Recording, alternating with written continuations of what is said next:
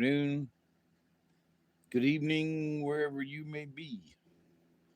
I'm your humble host, Mr. David Null, also known as Hawkeye Two Feathers, and I greet you with the love and the honor of the infinite Creator. And I continue to pray that each and every day, that each and every one of you will continue to learn how to accept and receive the knowledge, the healing, the wisdom, and the many blessings from the universe. So, with that said, this is Null in the Void of Truth. Now you say, well, Dave, hey, your last name is Null. Yeah, and I'm Null in Void. Yep. And some of my brain synapses have been voided for a while. And in watching these crazy people in the world these days, especially here in these United States, I guess we're united. Most of us are. There's some craziness going on, but one of the weirdest things though that I've noticed has been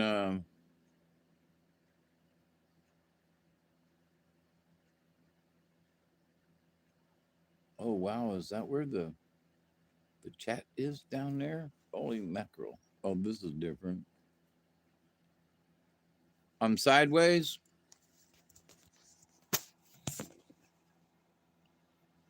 So does that make it right?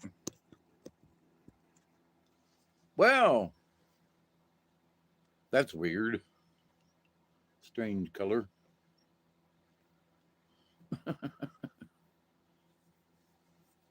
So yeah, when I set it up, I always set it up for it to oh, it's my shirt. I was like, what is that on my beard?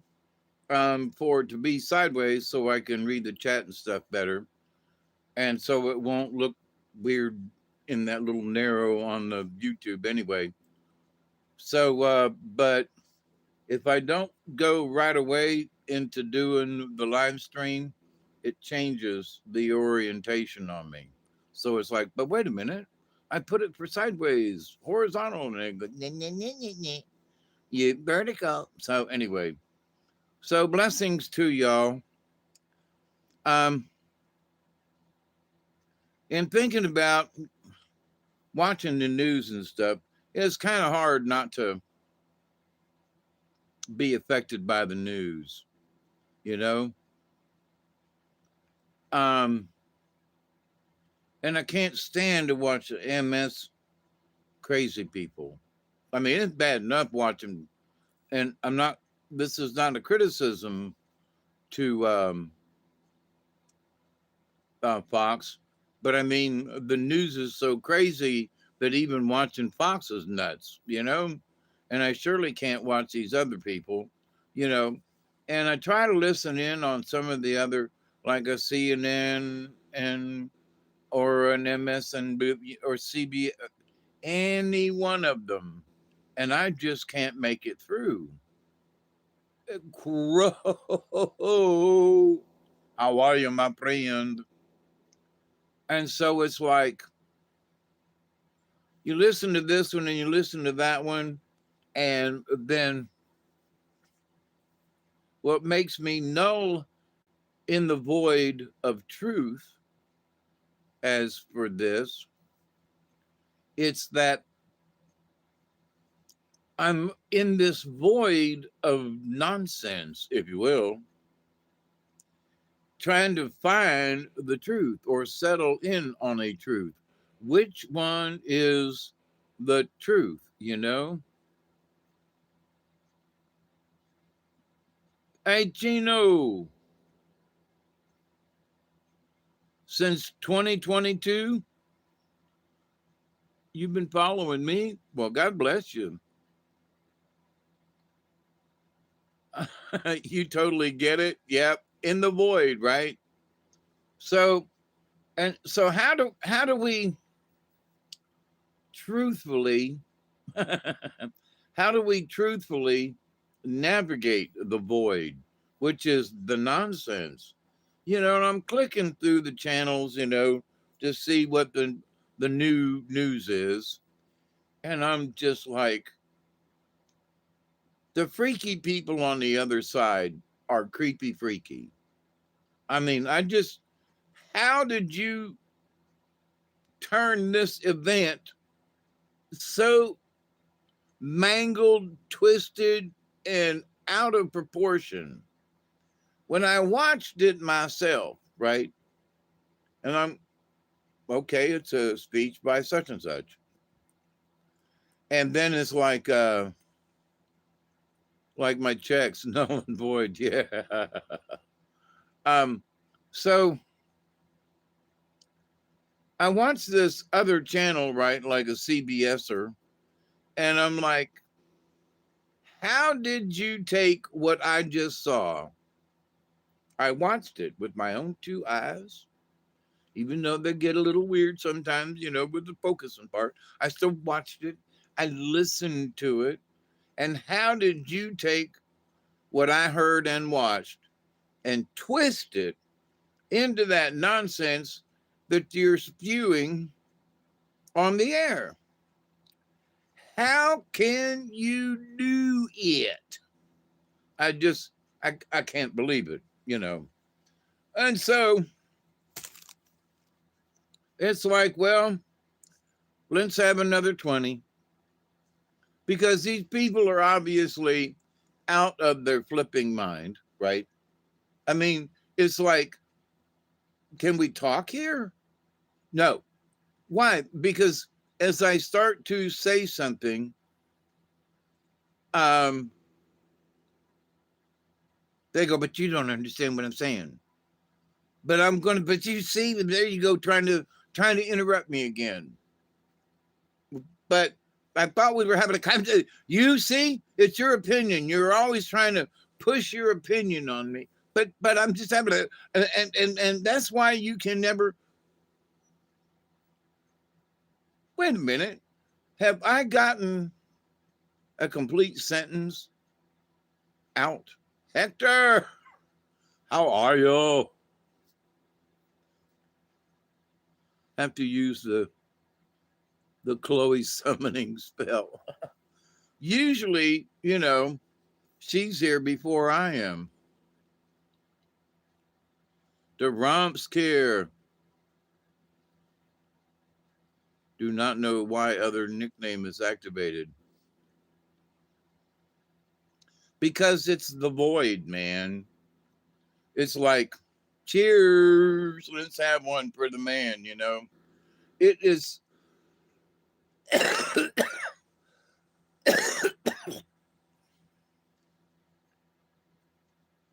it is so nutso.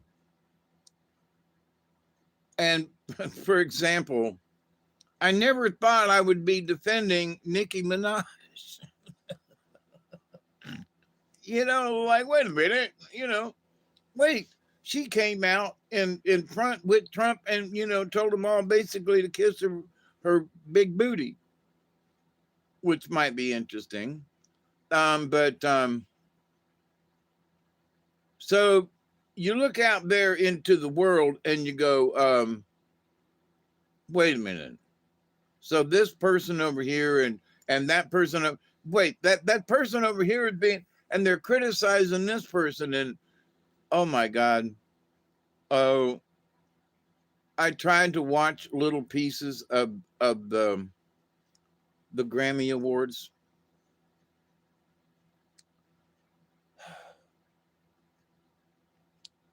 Talk about null and void.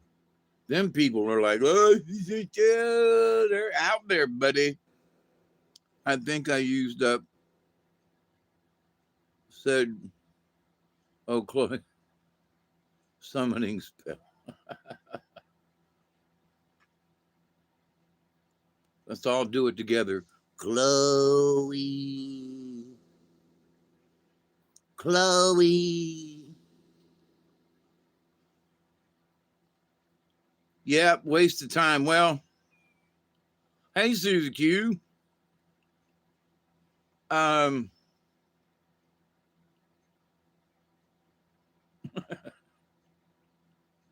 when you're stuck like me, it's not so much that I'm watching TV, but I'm looking, scanning through YouTube to to see what the current news is, and to find out what this person's opinion is about that or this or whatever. And so with all the craziness in Minneapolis and other places, it's like as a watcher, as a watchman, there are certain things that my spirit guides will just thump me if I don't watch. Keep up with this, boy. Yes, sir. You know, yes, ma'am. Um, but so watching the absurdness, I mean, the whole thing is watching everything out there, and it's like, so I'm watching Fox and I'm watching Independence, and I'm listening myself. I'm not listening to somebody else tell me what they heard. Now, on certain circumstances, I am, because they're repeating something and they're giving their opinion. Okay, but I mean, if somebody's saying, well, President Trump said such and such, okay, then I go listen to him say it himself or whoever it may be, right? So the thing about Don Lemon, it's like when I watched what he was doing, I was like, that's just plumb wrong. And then he went into the church and they did all that stuff and it's like, oh, you can't you can't put me in jail. I'm a news person. Put that bitch in jail. you know. So because of the wrongdoings that he did. So there is this, oh, you can't put me in jail because I'm a news person. This is what I mean by the void. Okay. So you say, but he disrupted a church. Oh, but I'm a news person. Yeah, but you're a news person. They both have the same rights and, you know, the right to freedom of speech, the right to freedom of press, the right to worship. Okay. But you can't infringe one upon the other, period. That's weirdness. And so it's like, but people's minds are so twisted in the void of truth because they're devoid, in my humble opinion, they're devoid of the truth. They've got this idea of what they think the truth is. And so it goes in one ear and gets wiggled around in the void. And then they come up with I think this is what I think it, Bella. This is what it means to me, damn it. You'll listen and I'm telling you, this is the truth. Where'd you hear it from? I heard it from the void. Okay. And it's devoid of any truth. Yeah. And it's, oh, cramp. So it seems like there's so many folks out there. That's true. Um, I mean, I'm a cartoon freak. I'm watching anime and stuff like that, And some of the animes really got some really good plots. Um, science wise, some of them are pretty good on the science end. Um, and philosophy, is like, how come people would do this and what. Yeah, I say throw the book at him too. I think the max he could get is 10 years. I think he should get a minimum of a year, a minimum and a $10,000 fine. I'm not a Christian anymore, but I will fight for their right to worship as they choose. Yep. Now, here lately, I've had a damn frightfulness about religion. Now, I don't have a problem with my religion, but what I believe. I believe in the creator, the supreme creator, the supreme being of all things. I believe wholeheartedly. Do I believe in Jesus? Yep, but not like some of these Bible freaks do. Am I Christian? Sort of, in that I'm actually Gnostic, not Christian, but Christianity stole a bunch of the Gnostic stuff. So, but I believe in treating people right, and I believe in helping. I believe basic things, and here in my older life, I realized that that we should try to do the best we can as human beings, because it's going to carry over into the next life, right? And it's like, I want to go into the next life not with a bunch of shit on my head or a bunch of crap, which is shit. um I'd like to go with at least a bottle of water over my head and kind of rinse it out. But in the void of from here to there, there's a vast empty space. In the void of nothingness, we are in an astrological alignment that occurs every, yep, last time in the start of the American, yep, not a Jew, not a Christian, damn sure ain't no Muslim. So one of my problems is that I'm like, I don't have any problem even with the holy rollers, I don't have any problem with any of the Christian based religions. I mean, even Jewishness is sort of in a way Christian based, in that there's Christ and the Bible, and there's stuff in there that it all starts from somewhere. But now the Muslims, they're gonna wear the thing, and they got to do that, and they're gonna the Sharia law, and I'm like, this calling to prayer, and the whole neighborhood has to hear it, and everybody stops and kneels, and is like, I'm I'm sorry, go to your mosque and do your stuff there, you know. I know that on Sundays in small town, south rural towns, the bells are clanging for the Christian churchgoers to come to church. Okay, but it's on Sunday, you know, and everybody sort of expects the bells to be ringing from the Christian churches on Sunday. And it just lasts a little while. There's nobody on a loudspeaker calling people to prayer. So, and trying not to be biased about this, well, but the Muslims have the right to worship their religion just like we do. Well, maybe not me, but we as a collective, and we say, in God we trust, and in Jesus' name, and we don't say Allah be praised, or, you know,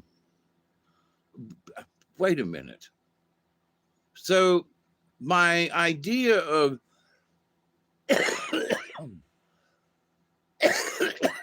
Hmm.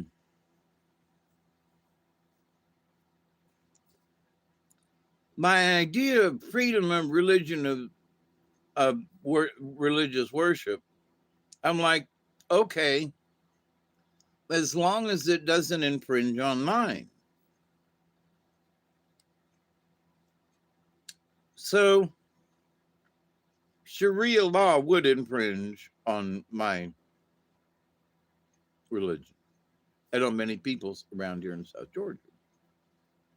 So would we necessarily like, come on, all you Muslims, come on, you can have Sharia law here in the neighborhood and do what you want to do and wear your burqas and all that kind of stuff. And now I want to make y'all, I'm not trying to be belligerent against Muslims. I'm not. I'm trying to say that as a Christian man who has swapped over to um, sort of a Gnostic religion, sort of a Native American religion, shamanistic kind of thing, the the idea of the Muslim religion, I don't get. I just don't get it. I can even put up with holy rollers, but I don't get it with the Muslim religion. I don't get it. You know, I've had friends who were Jewish, and there was a lot of the Jewish religion I kind of understood. Might not have got it too much, but I understood where it came from and how it evolved. So, but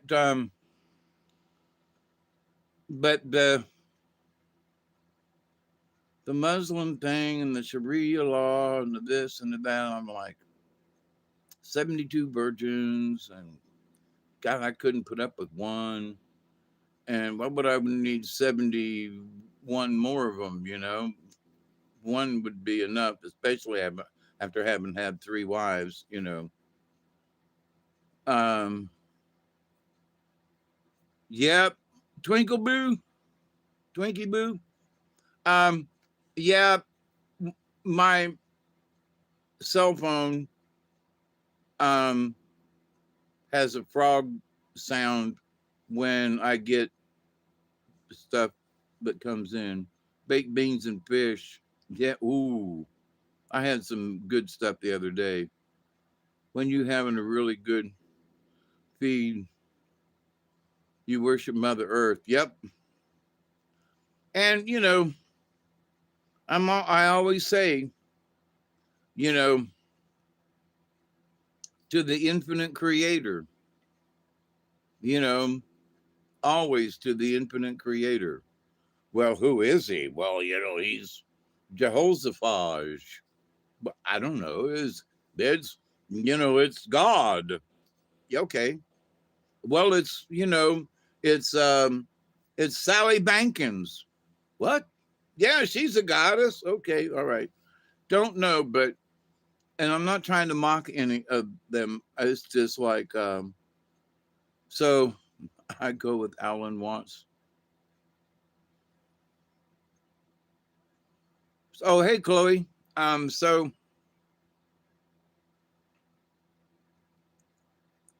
but anyway, so for America, it's like I'm finding myself to go, I don't know if I really tolerate um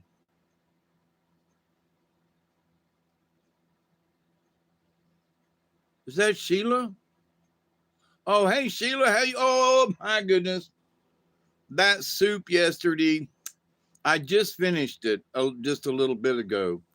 That stuff was good.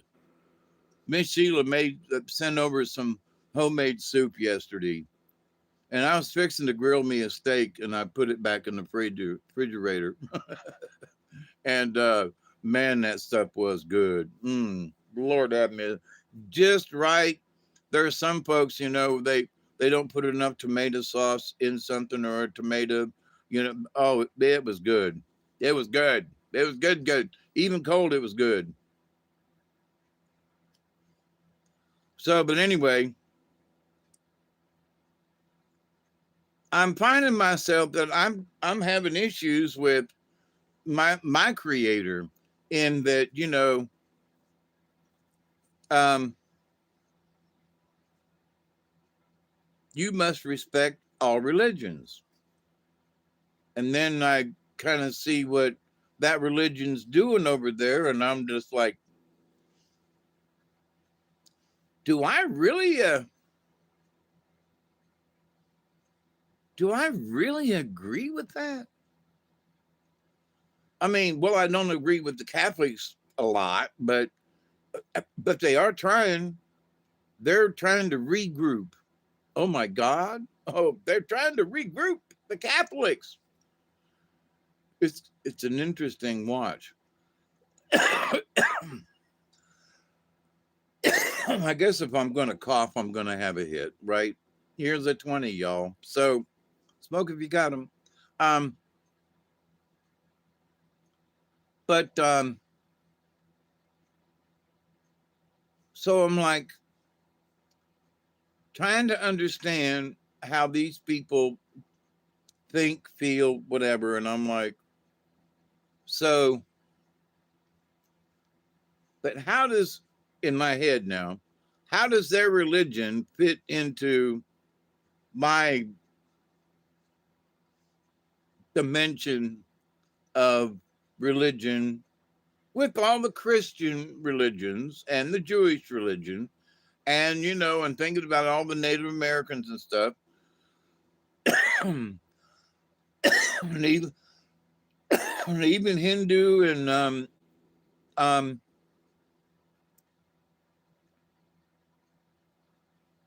yeah, even Hindu and Buddhist and I'm like, and then I get to um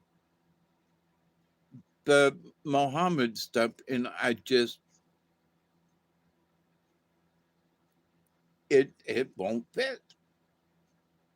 No matter which way I look at it or how I'm like, well, I could see where this fits in. Okie doke.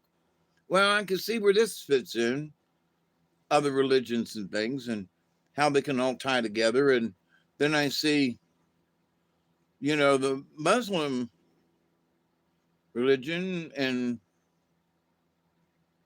I don't see it fitting into,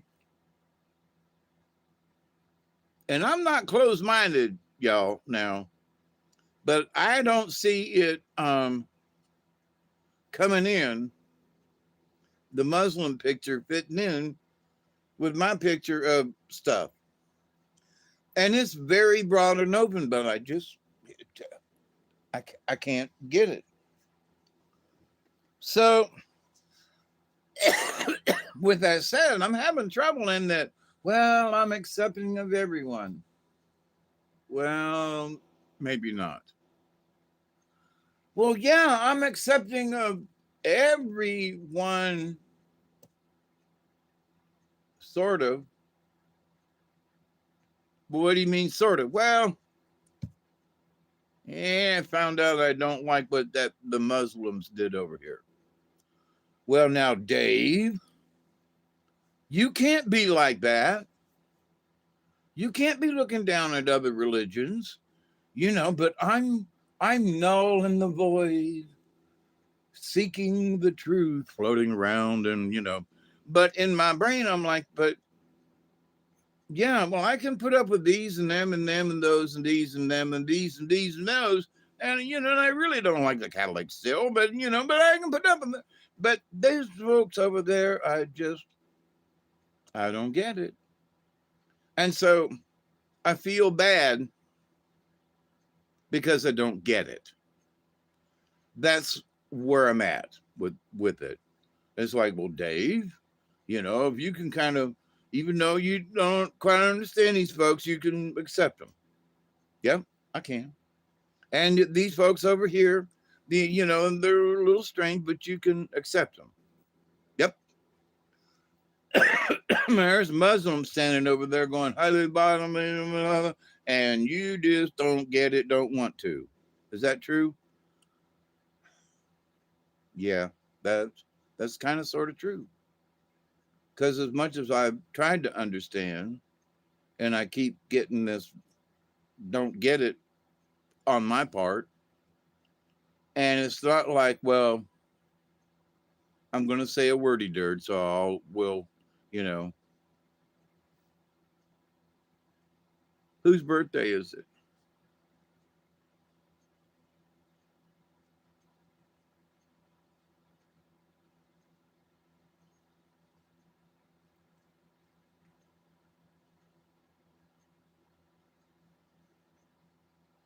In my head, sometimes it's like I'm gonna say that, like, them damn Muslims, what the hell are they doing? Can't they see that son of a bitch? The fucking. And so, and as my brother would say, the ragheads. So it's like I even found myself using that derogatory term the other day, raghead. And I was like, no, wait a minute. Where did that come from? Must be my brother, but he served overseas and so he kind of sort of got an attitude. Um, and Danny was pretty open-minded. So for him to be calling somebody a raghead, he there was something there. But anyway, so as the null in the void searching for truth, I'm like, all right. So in the searching for the truth and looking at another religion, I'm like, all right. So you ain't going to convert me, but what is it that I can look at about your stuff that I can relate to in some way, shape, or fashion, right? Something. I mean, with the Hindus, like something hit. With Buddha, something hit. With different, this something hit, and I was like, ding, I can get that. I can't do it with the Muslim, and unfortunately, I feel bad about it. Ain't that sad?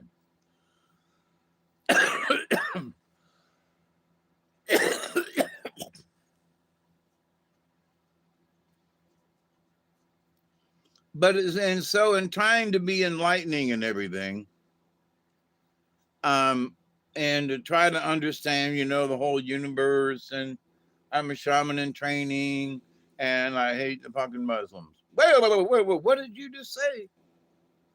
Dave, what did you just say? I'm not going to repeat it, but I heard you. I heard what you said. And so, in my, how do I,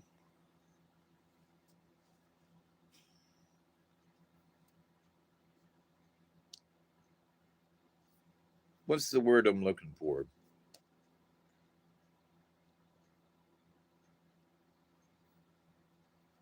How do I relegate this thing in my head? I want to be open to all, and I want to be, but come to think of it, I'm not very open minded to Satan worshipers or devil worshipers or demonologist type people.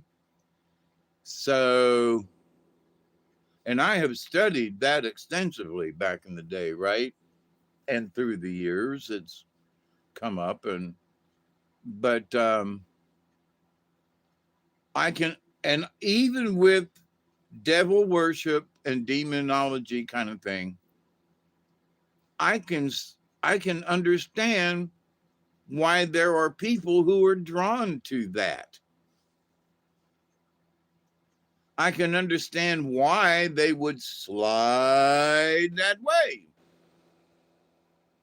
And I don't agree with it. But I've seen some things myself, right, that I've talked about over the years. Not very pretty things. And so I've come to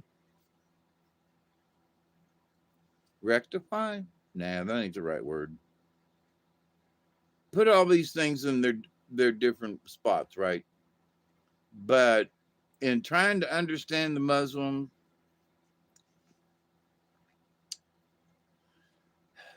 I don't get it.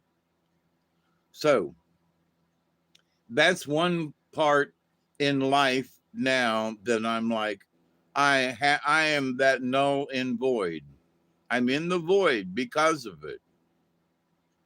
Why? Because I don't, I thought I could understand most everything, at least a little bit, right? But I don't get them. I don't get it. So, um,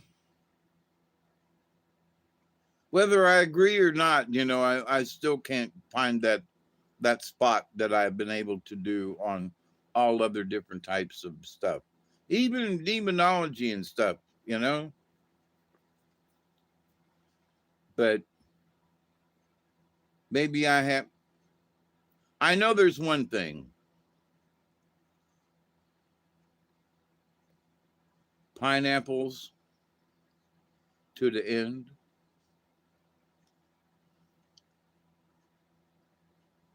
I don't know whether I want to ask the creator and the spirits, like, hey, y'all, show me, help me to understand them.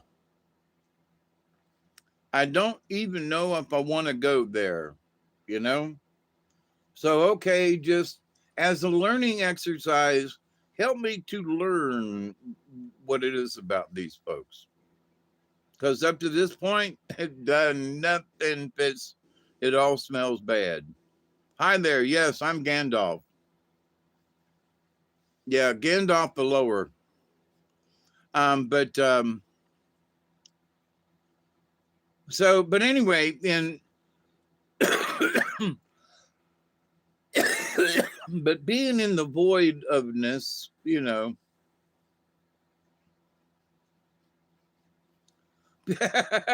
yeah. See, I would get him a BLT in a heartbeat, and that would just be without. Well, what you don't like the other white meat, Never mind.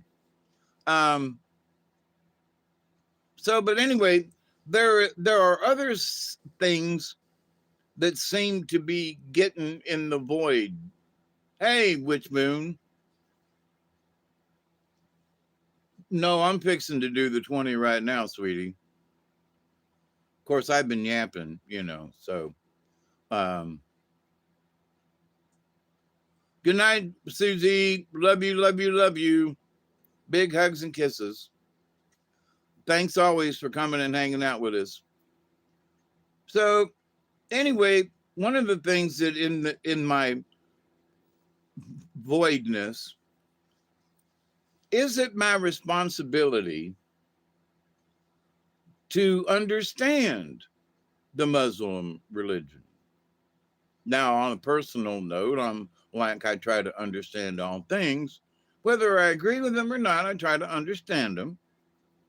Like, well, you crazy son, but is that why you like to go fishing in the, you know? But I try to understand it, whether I agree or not. So, in trying to understand where I went wrong or whatever with um, the religion, I myself am stuck in a time warp, if you will, in that I'm in a void. I kind of float over here, then I kind of float back over there. And do I believe in time travel?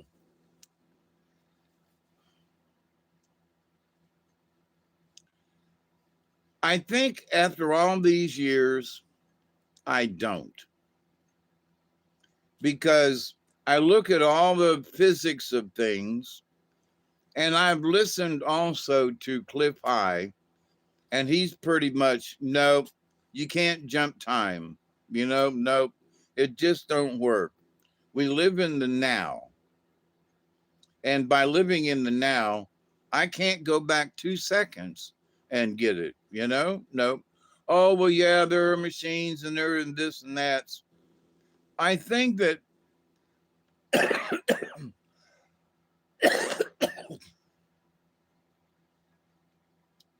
by the event stream that as it has happened, it's already gone. So I think we can time travel in an astral way, in an astral projection kind of way, to where you can sort of do a remote viewing, and the remote viewing in an astral body could put you in a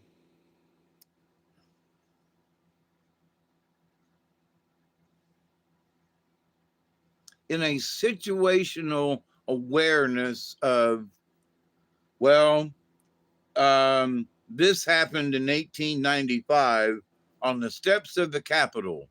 So there's Capitol, and in 1895, so your brain thinks of it. And so from pictures and letters and stories and things, your brain formulates what it would be like in 1895. Um, and in doing so, you can recreate it and watch the events because you have learned the events. Now, does that mean you've actually time traveled? I've time traveled with myself in that I've gone back and relived some things that I didn't really want to relive, but, to figure out what the hell I did wrong. So, and I have relived some things that scared the crap out of me, and just don't want to do that again. It was bad the first time. Damn sure don't want to relive it. Um, but then sometimes those things are in our brains in such a way that um, you can relive a moment and it feels like it just happened. You know, what's that all about? Is that like a time travel? Where I can remember as a child, that such and such and happened. And I remember when them priest was diddling me, and I can go straight there, you know, would rather not. But in my brain, the thought can take me, emotions and everything right there. Is that time travel? I think the fabric of reality can be bent and teleportation is possible. Yep, teleportation is possible, yep, but that's not time travel. That's a warpage of time. But I don't know. I know that there are some physics that we don't understand yet. But there's something about um, being able to physically go backwards.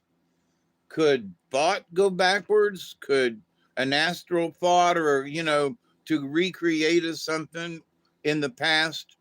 I think that's possible. But can Hawkeye get in a machine and go backwards in time? I don't know about that. Can my brain travel backwards in time to create, see, or otherwise? I think that's possible. But I physically going backwards or whatever. And the same thing with going forwards now. However, I have to make this argument about future things because years ago I saw some stuff in some dreams that they gave me, and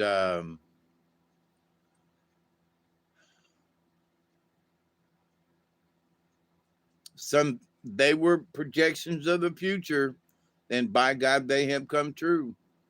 As much as I have not wanted them to come true, those things that were shown me have come true. Not exactly, but really damn close. Foresight, Yeah, in certain things I have had foresight. And be careful what you wish for, because some of the things that I saw in the foresight, you know, the story about the Braves on horseback, I won't go back through it, but that one there, it still gives me chills after all this time. And to see it, to hear it, it just gives me chills. And it's almost like we've been through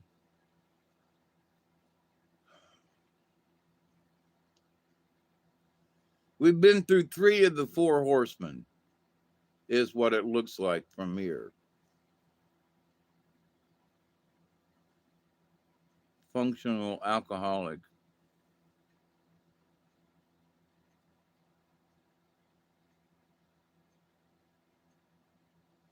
It's hard for me to read the small print, Joe. Can it be your highest version of yourself giving you a sneak peek? I don't know,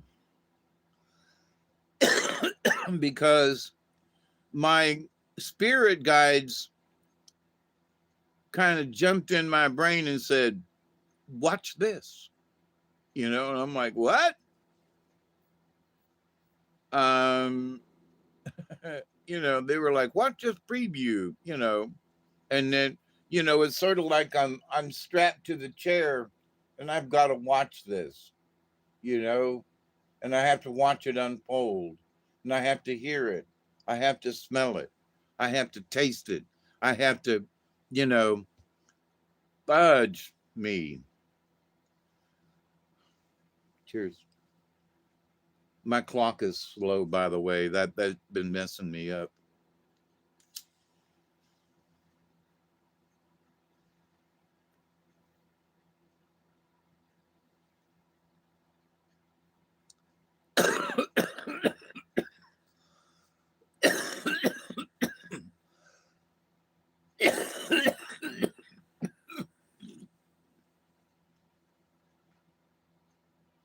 I believe in angels. I believe in higher spirits that have come and helped me and have helped other people. Um, there are things that I didn't think that I would ever see, meaning spiritual things, uh, just right out weird, creepy things. I didn't think I'd ever see, one UFO shoot another UFO out of the sky. you know, I didn't think I'd ever see that. Or just things that I've witnessed over the years. Never would have dreamed that some of the stuff that I've been shown.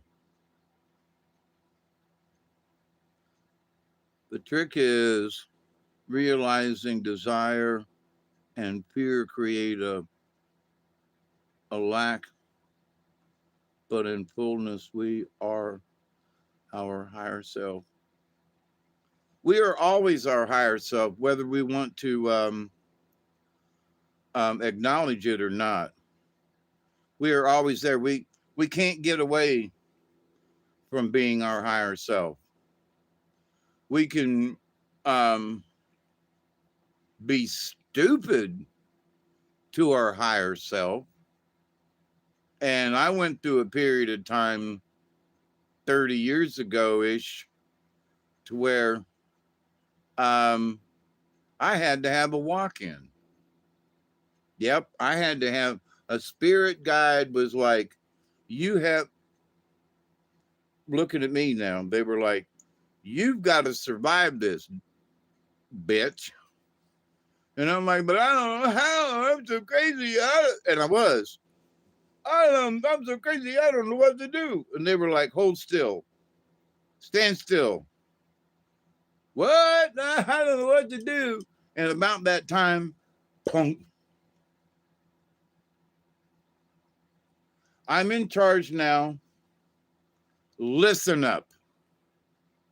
And my voice inside was going, this is my inside. But I don't know what to do. Who the hell are you? And what? You know. And the outside spirit guide said, now, shut up and pay attention.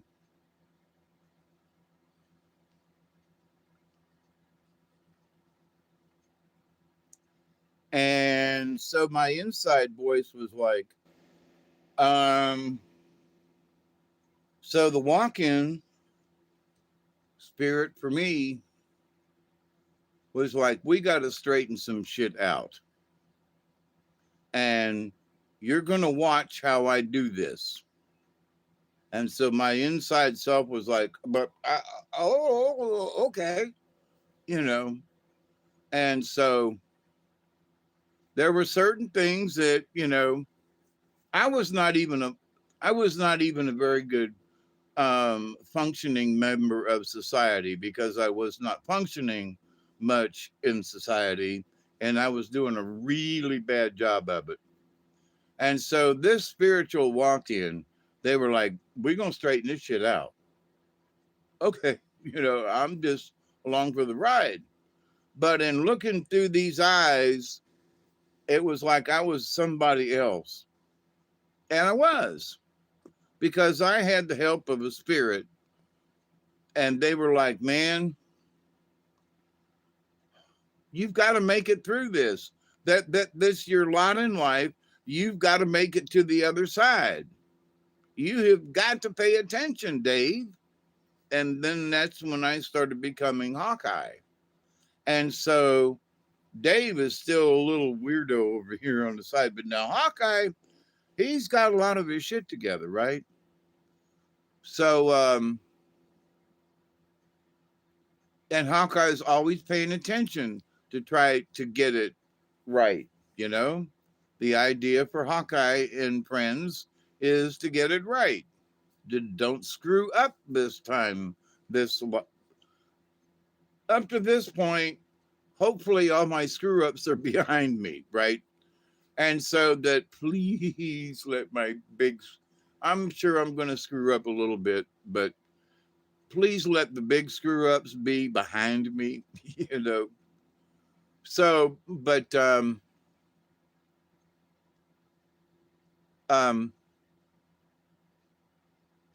during the walk in period, there were things that foresight things of future events that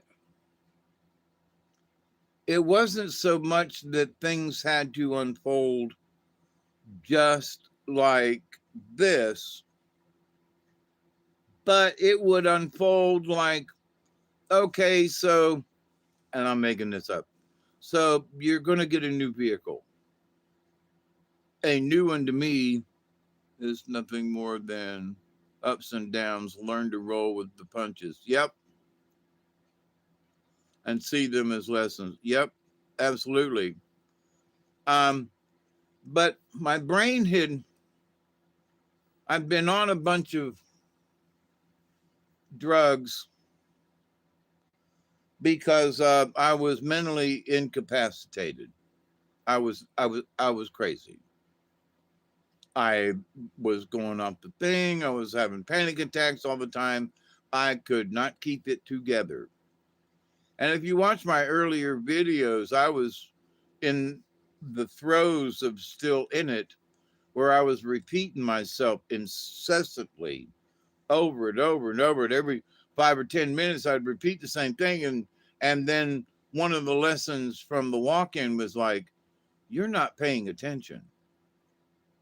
Well, yeah, but I go, and you're playing the victim, Dave. What did you say? You're playing the victim. But you, I bet, oh, oh, oh.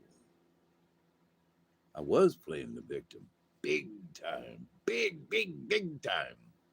You know, I've talked about my heart attack and my back problems and stuff, but what happened then? Oh man, talk about victimness. So had to learn to quit being the victim, you know.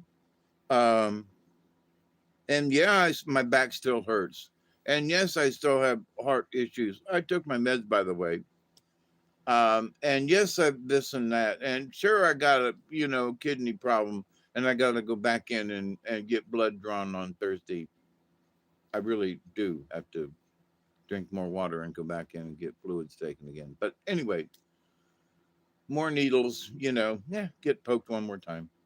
Um, but at least that there are people who don't know me except for going in to visit, who are trying to keep me healthy and alive. I mean, God bless them.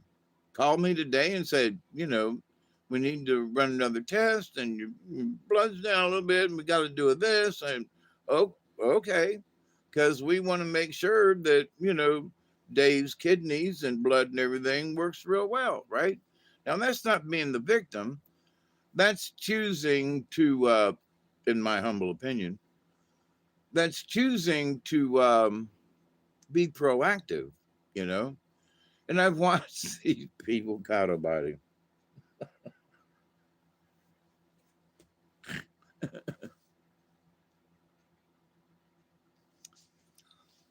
I'm 73 and this is my real face. I'm 73 and this is my real skin. I'm 73 and this is my real beard and hair. It looks like, you know, it looks like pubic hair on my face, I'm 73 and look, this is my natural hair color. I'm sorry. Some of the commercials that are coming off anymore is like, but the latest one I was watching, and the lady leans in and she goes, I'm 72 and this is my natural skin. And I was like, well, I hope so, because if not, we're in a bunch of trouble. You're an alien with that, artificial skin. Anyway, so being null and void, it seems like for me, I'm trying to keep it together. And, it's like, well, you know, well, I still know how to put a worm on a hook, What's that got to do with anything? Can you put a worm on a hook? And there are a lot of people who can't, A lot of folks can't put a plastic worm on a hook, let alone a squishy one. I'm 57 and these are someone else's teeth. Yeah. And I swear, I really want to try to get teeth this year, But every time I turn around, somebody's got a bill they want me to pay, and the price has gone up, and it's like, dang. How many deers did you? Oh, time for turkey teeth. But so anyway, I have learned how to gum things so well after all these years, but it really would be nice to have teeth. You know what I miss? Popcorn. Yeah, there's a lot of stuff, but I miss popcorn the most because I'm a carny, and grew up on popcorn. Bowls of popcorn for Friday night because we were Catholic and couldn't eat meat. So we had big bowls of popcorn. Each one of us.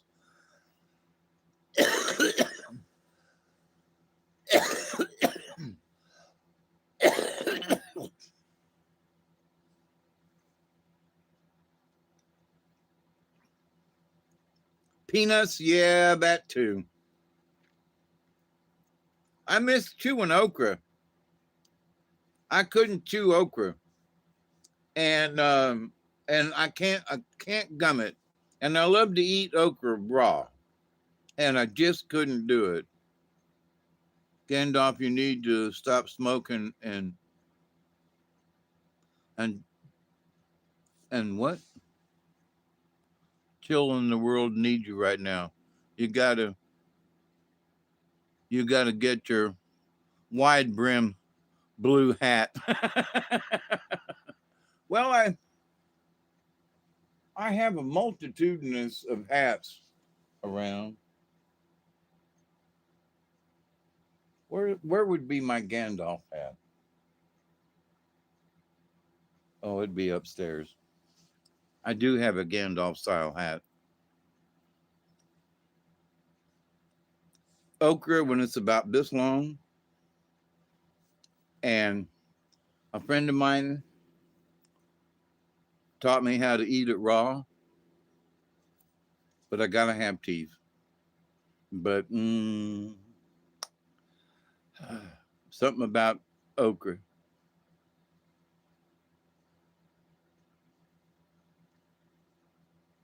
I had Cajun boiled peanuts for the first time a little over a week ago. So how'd you like them, Chloe?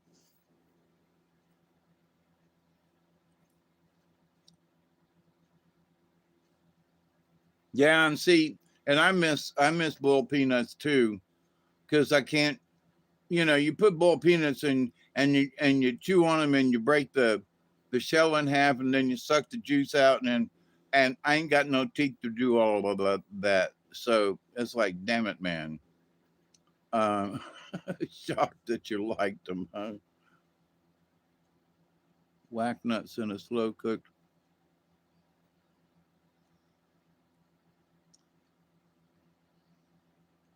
Be nice and soft, huh? Hmm. The peanuts inside I can get to. It's getting to the peanuts inside. So that I need my teeth for. But anyway, so the null and void thing. So I've seen some other people use the null and void, that it's the empty set. And it's like, I've been called the empty set for years back in the day and growing up in high school. And I was picked on in ways that people didn't know it, but my self esteem was about -4. And so they thought everything was good with Dave on the outside when I had a -4 um, outlook with the self, because folks picked on me with this and some folks picked on me with that over here. And I never felt like I was good enough, you know? And it took me 50 years to understand what, to get to the point where I felt confident with myself. There are lots of things I could do and this and that, but I was just like, yeah, well, I don't know. Well, we did, I don't know. Well, you got it done, yeah, but I don't know if I could do it tomorrow. And what about this? And so my self esteem was like zero. I could get things done. I did get things done. I helped other people, you know, but my self esteem just was not there. And somewhere along the line, I was afraid that I would be too boastful. And I was. And the reason I was being too boastful was like, see, I told you I could do this. I told you I could do this. See, look, I told you I could do it. And then people were like, well, look at him. He wants all the attention. But see, that's not what it was. I was deficient with enough self confidence to where and people weren't be able to like, well, you did do it. Well, good job, Dave. And then they'd walk away. And I was like, that's all the credit you're going to give me for fixing this huge problem? And some of the problems were pretty huge for what they were. But I came up with a solution. Yeah, you did. Good job, Dave. Now let's see. When that's the wrong color over there. We need to get it. Whoa. I just helped fix a big problem, and you're worried about the wrong color in the room or something. Wait a minute. What? Wait, I did something. I accomplished something. Look at me. Oh, he wants all the attention to himself. No, but I would like to get an attaboy once in a while. I mean, honest to God, I was doing some stuff in the theater group and other things, and I was not getting not one crimey little attaboy. Like, good job, Dave. Thanks. Nothing. So in my head, I was like, well, am I good enough? And I keep trying to do better, when I've already fixed several major problems. And, they needed problem fix.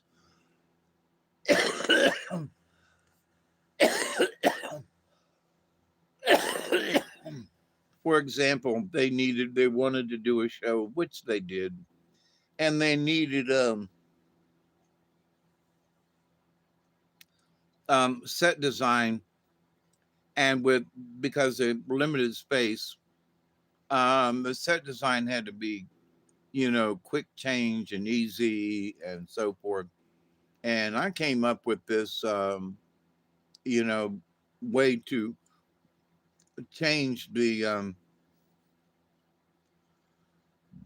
sets that took less than a minute. And so, but when I came up with it, and it took me weeks to fix it and to get it and to hang all the backdrops and to do and this and that.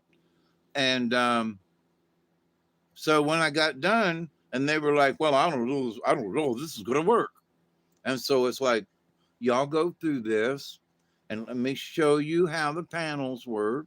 Let me show you that you know the stage will be set, and this is your first scene. And then when the lights go down, you move them back, and your second scene is already set right behind it. So you move your set in the beginning, and then the lights come back up, and you're already ready for scene two. And for scene three, the lights go off, and you go back to scene one again, and you just close these panels, and it's like, and when you get to scene four, and when you do this, and then you open them all the way to the back, and then you push them all back together again for when you come back out from what?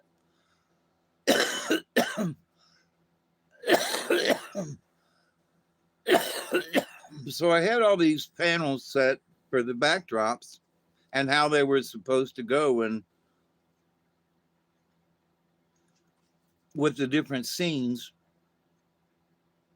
and with all these people who are always bitching at me. You always say you could get things done, but you always, and I was like, so I'm standing back and I got my arms folded like this, and then the director's sitting in a chair and telling people what to do. And so I go, so what do you think? Well, I guess it'll work. I wanted to flippin' smack them because anybody else could do the smallest of things, and the praise was like, "Oh, I can't believe that you look so good in that blah, blah, blah. I can't believe that you did." So, how do you like that? Well, it might work.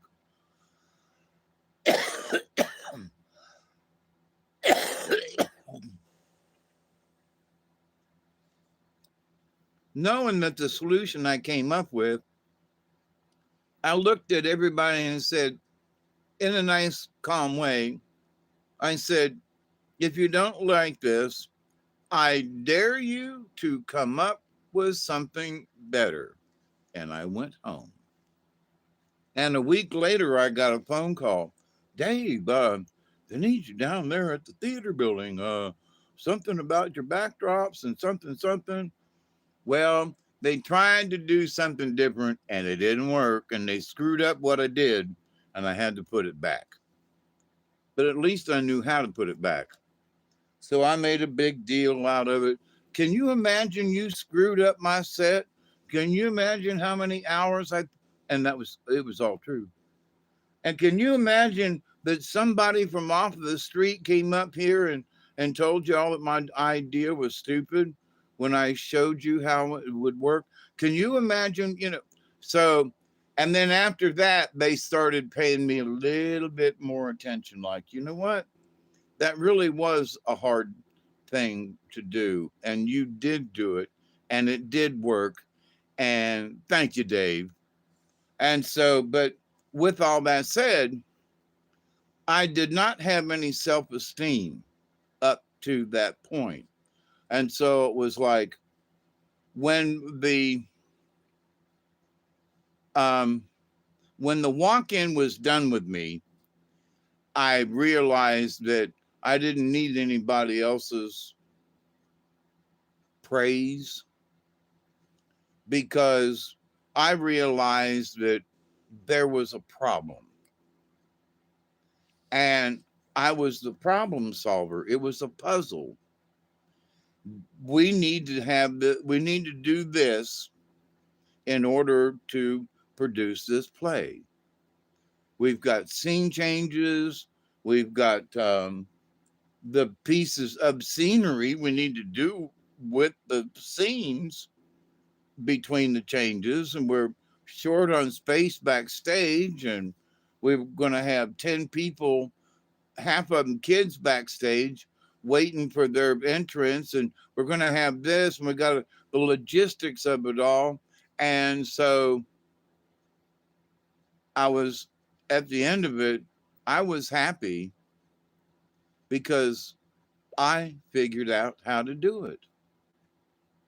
Whether anybody else said anything about it, I was happy with myself for having solved the problem, for having looked at the puzzle and created, you know, created things that people were like, how did you come up with that?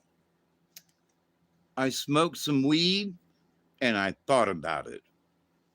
So for me, I'm null and void, floating around, trying to find the truth. And so what do I do now? I smoke some weed and think about it. I just retired. Yep.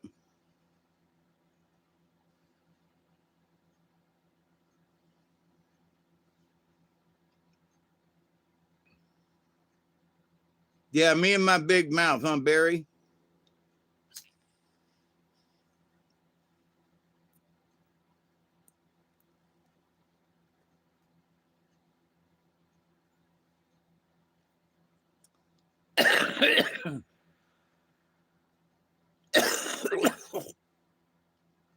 Yep, thinking's always good.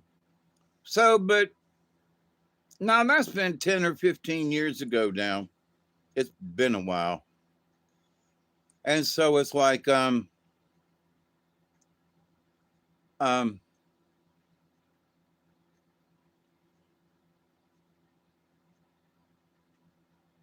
now what do I do?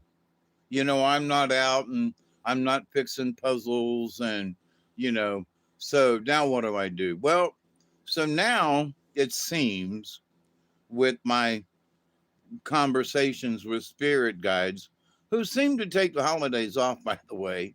I know, y'all hush up there. But um, that because there was all this planetary alignment and stuff here last week, and that there's so many weird energies literally just blasting around our solar system, that the best thing to do As sometimes the best thing to do is just sit still. I mean, now, if there's something coming at you, get out of the way, step out of the way, but you know, mostly stay on the sidewalk. you know, don't get out in traffic. Um, but so, and thinking about the spiritualness of things, um, the spiritualness of things. Oh, well, what the hell does that mean? Well, in my rest of my old age, um, I don't intend to go out and do any kind of mass mutilation of anything, right? Um, I don't have any intentions of, robbing a bank or anything unless somebody talks me into it or Scotty says, anyway. Um, I don't intend on getting into any trouble, you know what I mean? So it looks like from here on out, I'm in pretty good shape, you know, as long as I keep my shit together, right? So then, in the sense of being spiritually enlightened, I'm, me and the creator, nothing stands between us. And me and the cosmic quantumness, the Q of the world, the quantum physics of it all. I get it. We're attached to it all. We're surrounded by this cosmic goo I've been talking about for years, right? And it's spooky. It's spooky stuff at a distance, right? So it's like spooky action. So yeah, I understand it. I've had spooky action at a distance with, having, thoughts. I mean, Barry and I have had spooky actions at a distance at times. Me and Chloe have had it at times. Um, you know, so there's been this, click thing that is like, how do you know that was going on, or how do you know? Well, I just had a feeling, and then you come to find out you were right. So it's like the ESP works, and you find out it works that you have a connection with somebody else, and then So where am I going with this? Well, with the spiritualness of things, you understand the value of being able to use that quantum communication when you can understand, when you realize that it exists and that you can send a message through the universe simply by thinking about it. That's awesome. And I do it with hopes that it works every time. you know, that's why sometimes I'll ask, you know, um, do you feel any different this afternoon? Or did you think about something? Or, yeah, I know you do. I love you too. I do. Squeezy, huggy, wiggle, wiggle. Honest, I do. So, and that's my job for the rest of my time here is to, stay in touch with you folks. And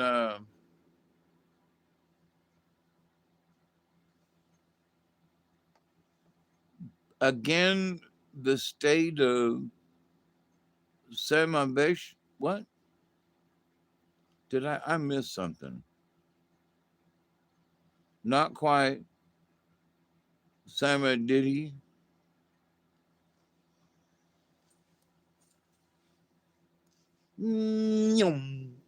Right over my head. That sounds familiar, but I do and I don't get it. But so the spiritual walk-in that I had, um, that showed me around for about 2 years, and it was like, do you now this is for me. It was like, okay, so I fixed this, solved this problem, and it worked. And my spirit guide, my spirit in walk in was like, okay, Dave, you see that? How did we just do that? Dave, come on now. Who else is me and you? And you did most of the work. I was just kind of here holding you up. I got that done. Yeah, and you did a pretty good job of it.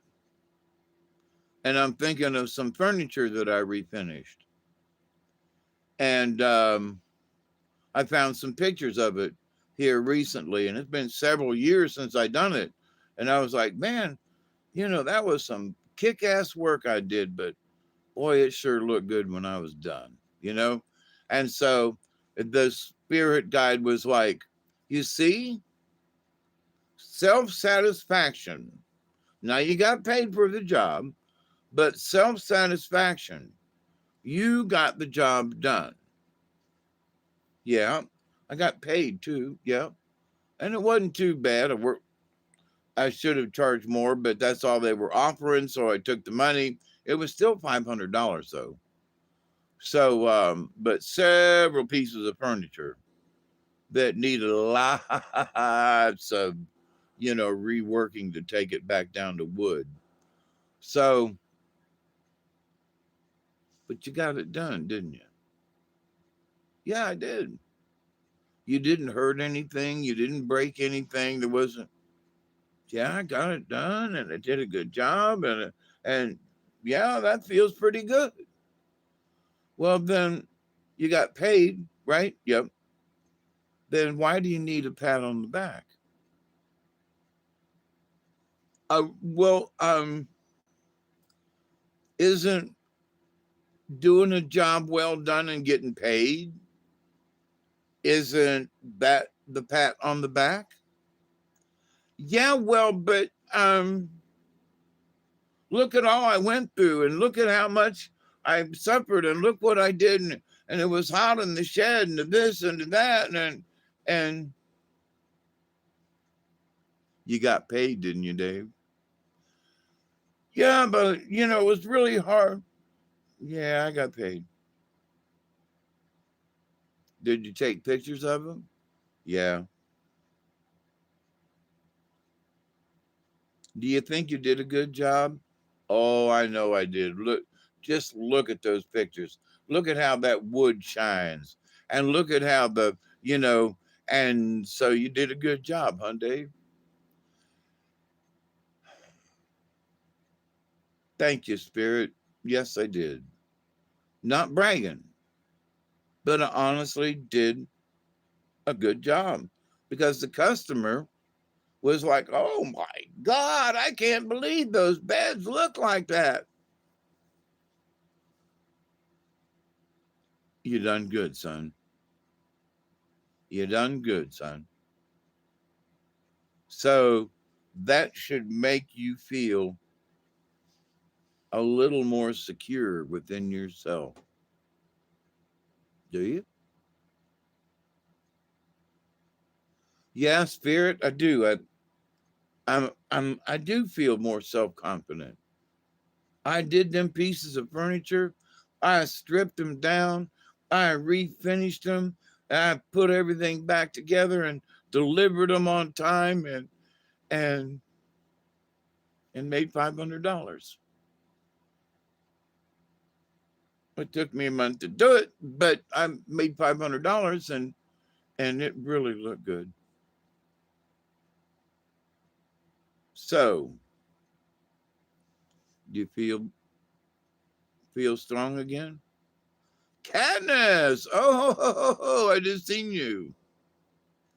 So little by little, with the spiritual walk-in that I had, the things that I did, because I had lost it all. I had been put in the crazy house. They had Baker acted me and put me in the nut house for real. You know, they took all my meds away. They did all these other things, and you know, and left me kind of bare.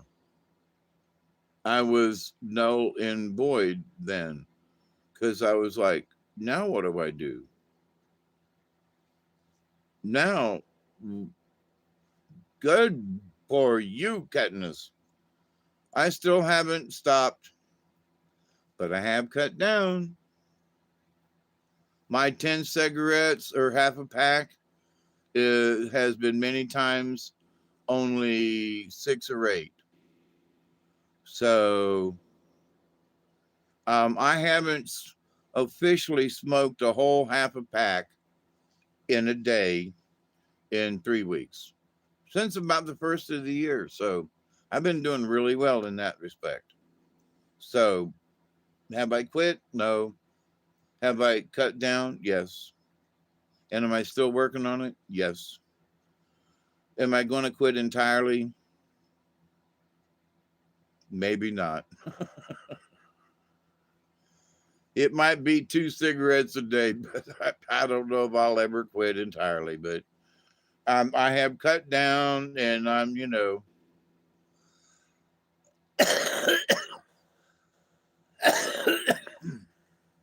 but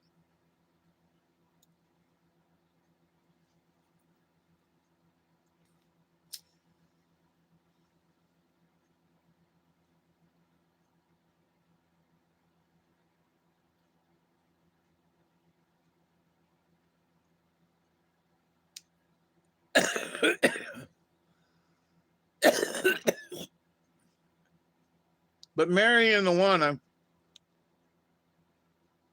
does help with my pain.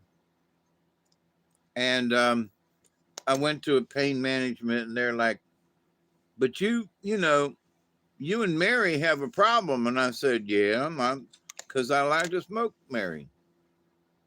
And they were like, "But we can't help you with your pain management as long as you and Mary are having a tryst together." So it's like the pain I got, I'm going to just, you know, I still, you know, I'm still waiting on a miracle.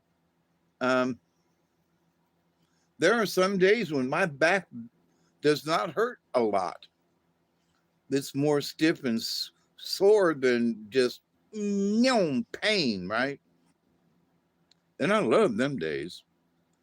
And that's when I go out and cut firewood for 2 hours and then can't walk the next day. So I went out and cut firewood yesterday, and I cut firewood today. And let's see if I can walk in the morning. Okay. But but the thing is that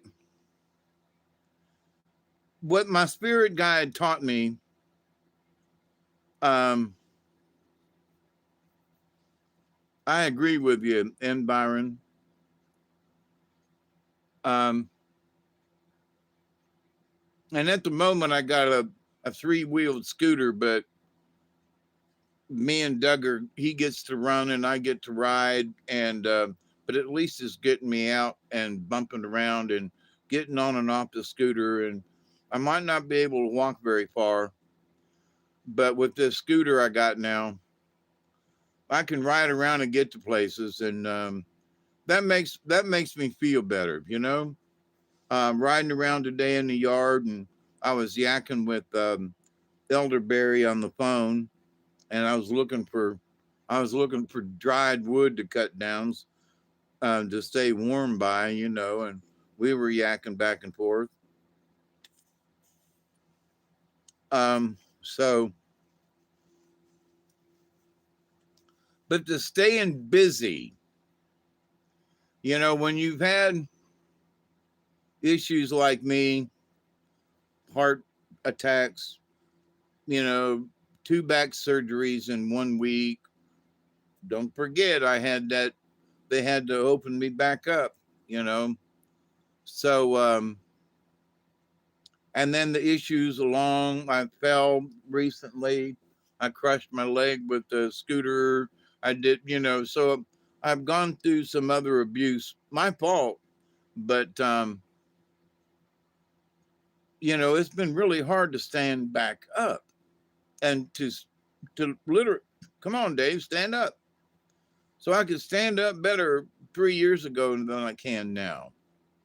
But it doesn't mean that I'm going to give up in trying to stand up, right? I refuse to give in and refuse to give up with that.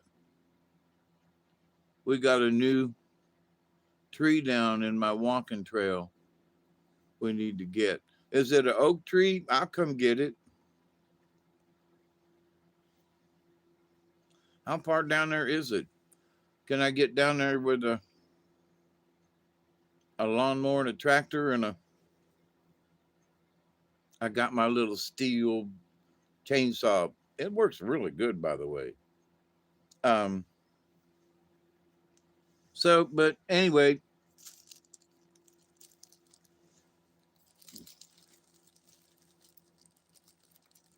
I got to put another nugget in here. It's getting close to another 20.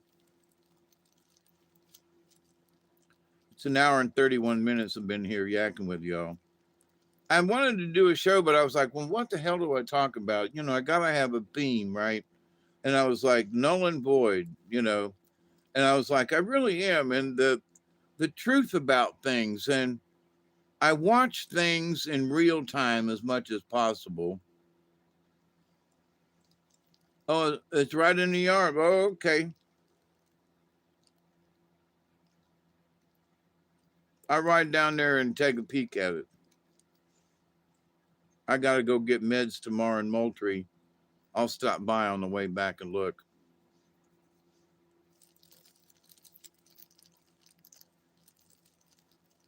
And I might have to bring the lawnmower instead of the scooter, but I stopped beating myself up. Yeah.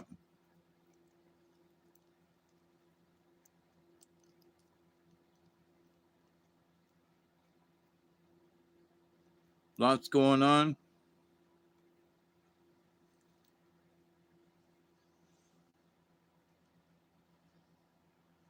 Yeah, this morning I got up. It was a balmy 46 degrees here in the house. And the sun was out and coming through the windows good. And I got my cigarette out and I was like, I don't want to smoke this. And got up and walked around for a minute, came back down. It was cold. And I said, I grabbed the cigarette that I'd laid down, lit it up before I thought about it. And, but I had waited, I put it down once. And then so everything's groovy. Everything's groovy. Finished it up. And it wasn't 3 minutes later, and I was ready to light another cigarette. I was like, grabbed the pack, opened it up, pulled out a smoke, looked up at the clock and went, wait a minute now, didn't I just have one? There's still smoke coming out of my little ashtray there. And I was like, oh man. But I went to light that cigarette and I didn't, but I really wanted to. Well, there are some times, my point being, even after smoking a cigarette, I've still got the craving. Yep, I'm coming. I had to get that little bowl out, that little bud, the bottom of this bag here. I would show it to you, but I'm afraid I'd get in trouble. So I won't. But it's a nice one. So light them up. Cheers, everybody. And I don't care what anybody says. I do love you all. And I do say prayers for you. So, he doesn't really say prayers for you. Yes, I do. I'm walking around, riding around, and I be saying prayers. So keep up the good work, y'all. And I mean that. Honest to gosh.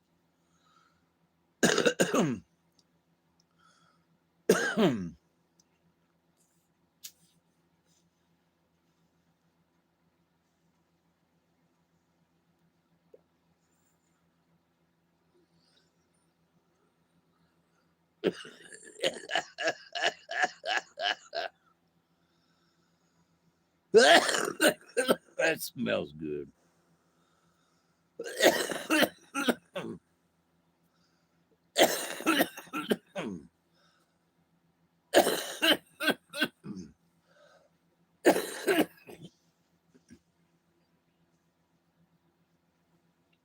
I still have stuff in my lungs. It's not there's no color to it, but my body keeps making this stuff. And I wake myself up at night gurgling with my breathing on my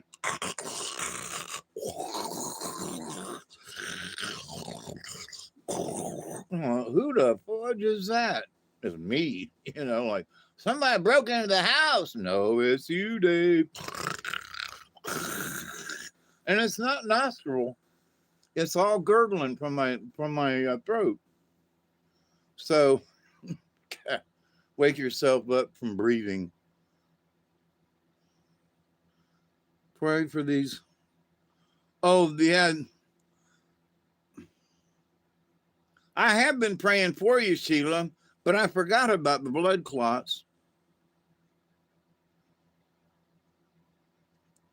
How's it doing? Make sure you take your aspirin.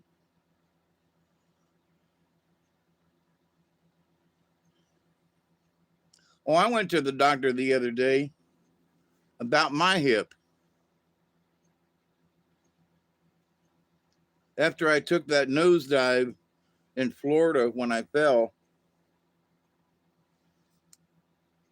I landed more on my right side and on my hip. And they x-rayed it, and I've got arthritis in it.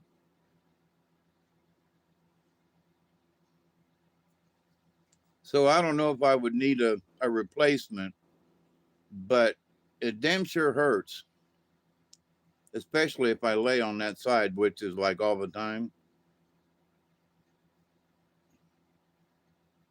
Wake up in the middle of a dream, and it feels like somebody's stabbing you in the leg. Love you, Katniss. It's so good to see you.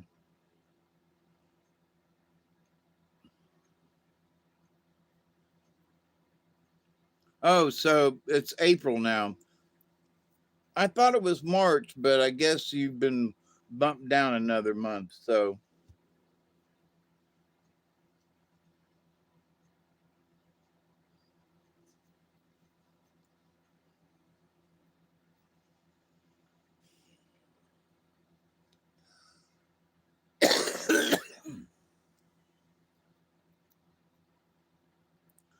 I'm doing the best I can, Katniss.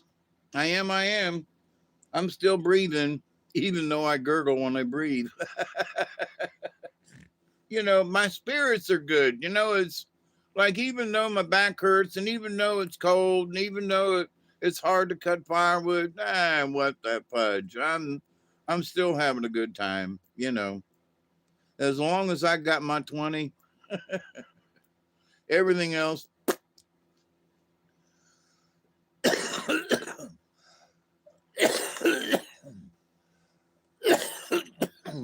Mm.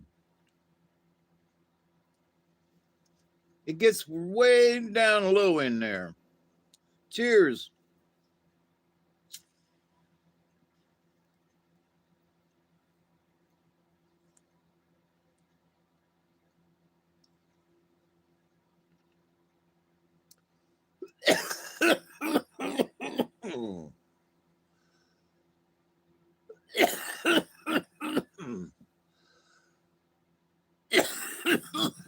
Ooh, that was a good one. Mm-hmm. Black Cloud, how you doing? Yes, sir. Cheers. I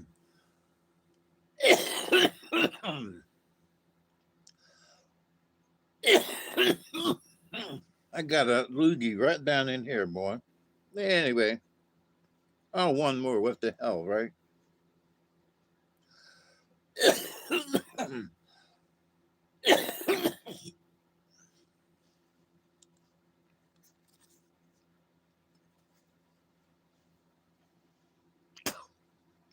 There's part of the loogie, see? So you hear me cough, cough, cough, cough, cough, and then I can get that loogie out. I feel a lot better.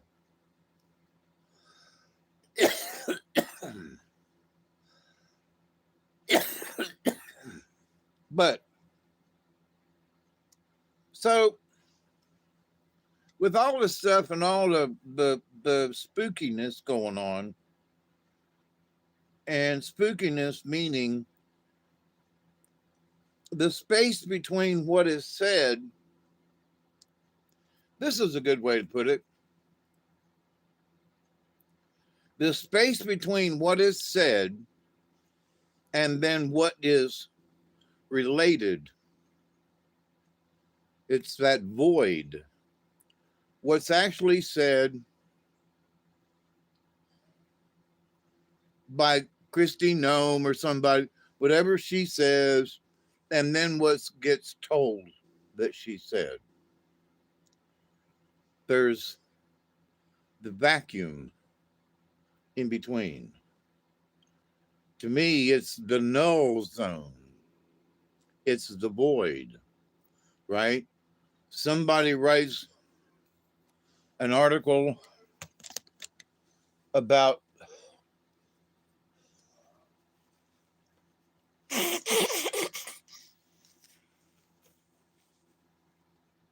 I'm sorry, about oranges turning purple, you know? And you go, wait a minute, all, no, what the story was that there are some oranges that have been bred that when you open them, they look purple. Not that all oranges are turning purple, no. So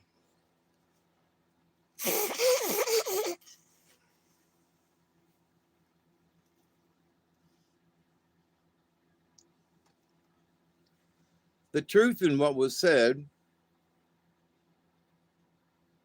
that, wow, there's a strain of oranges that have, you know, purple on the inside, you know?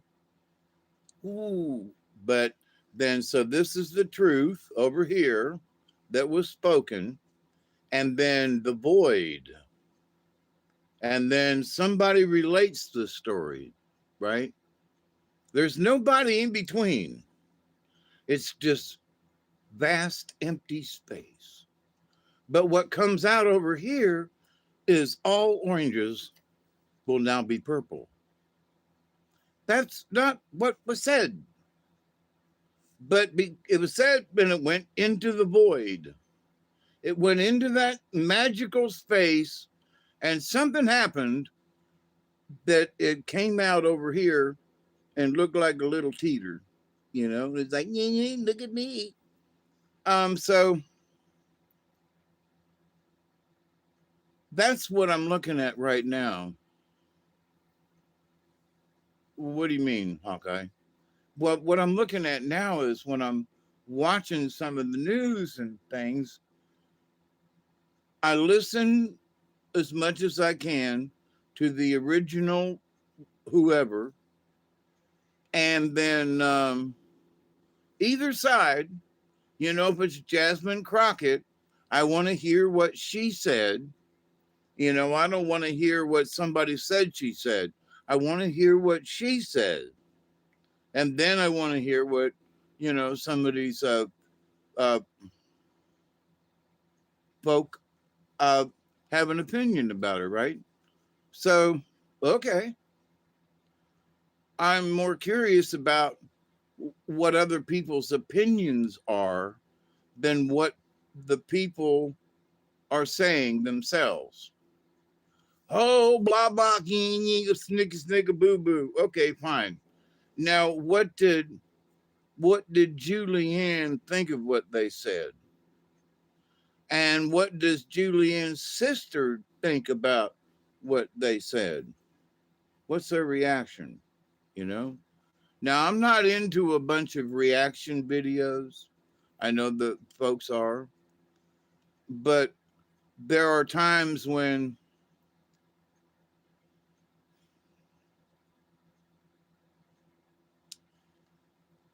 I'm making this up. Okay. A black man shoots a white man, and um, all the white people, are down on the white man because he pissed off the black man. I'm making this up. So, but you hear the story, you see the video. Was the black guy was the white man instigating something to the black man that shot him?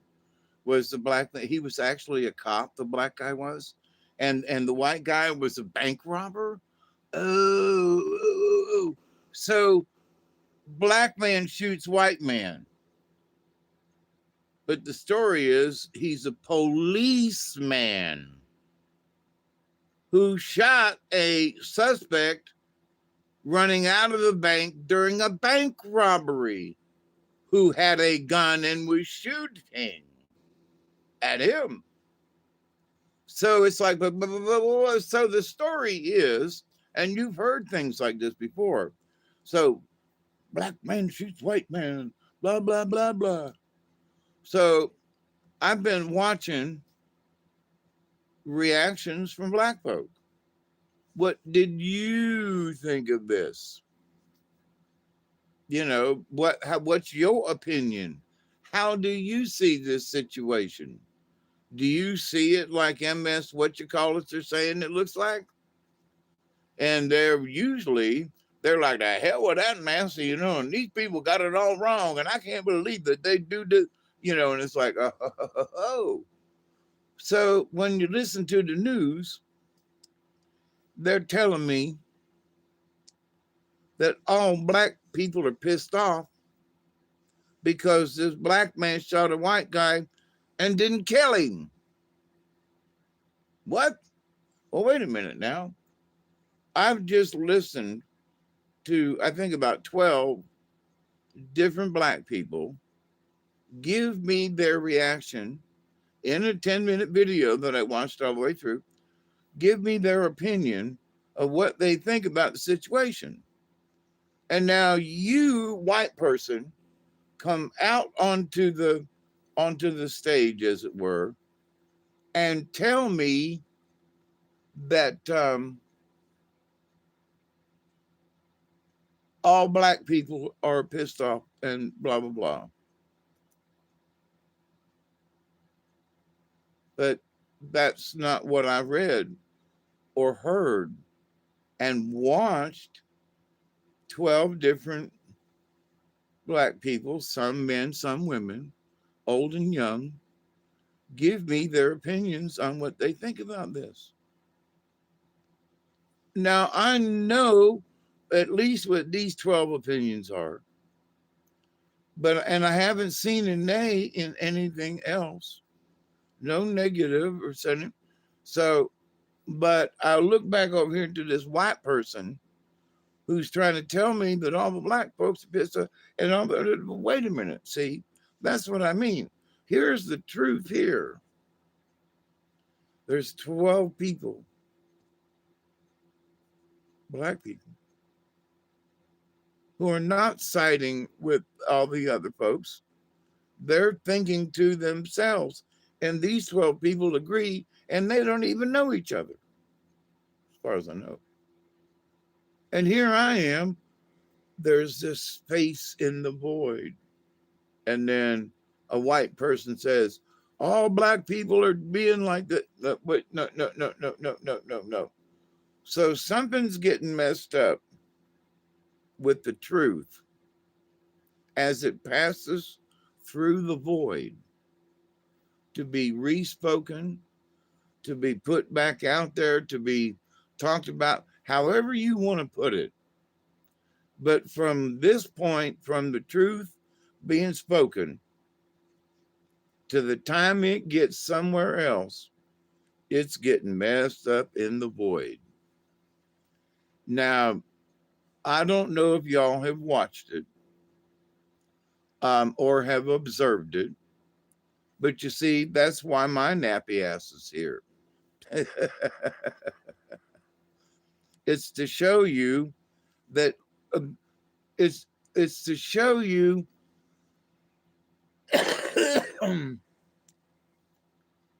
that it seems to me that that's what's happening. Okay, this is an old hippie's point of view.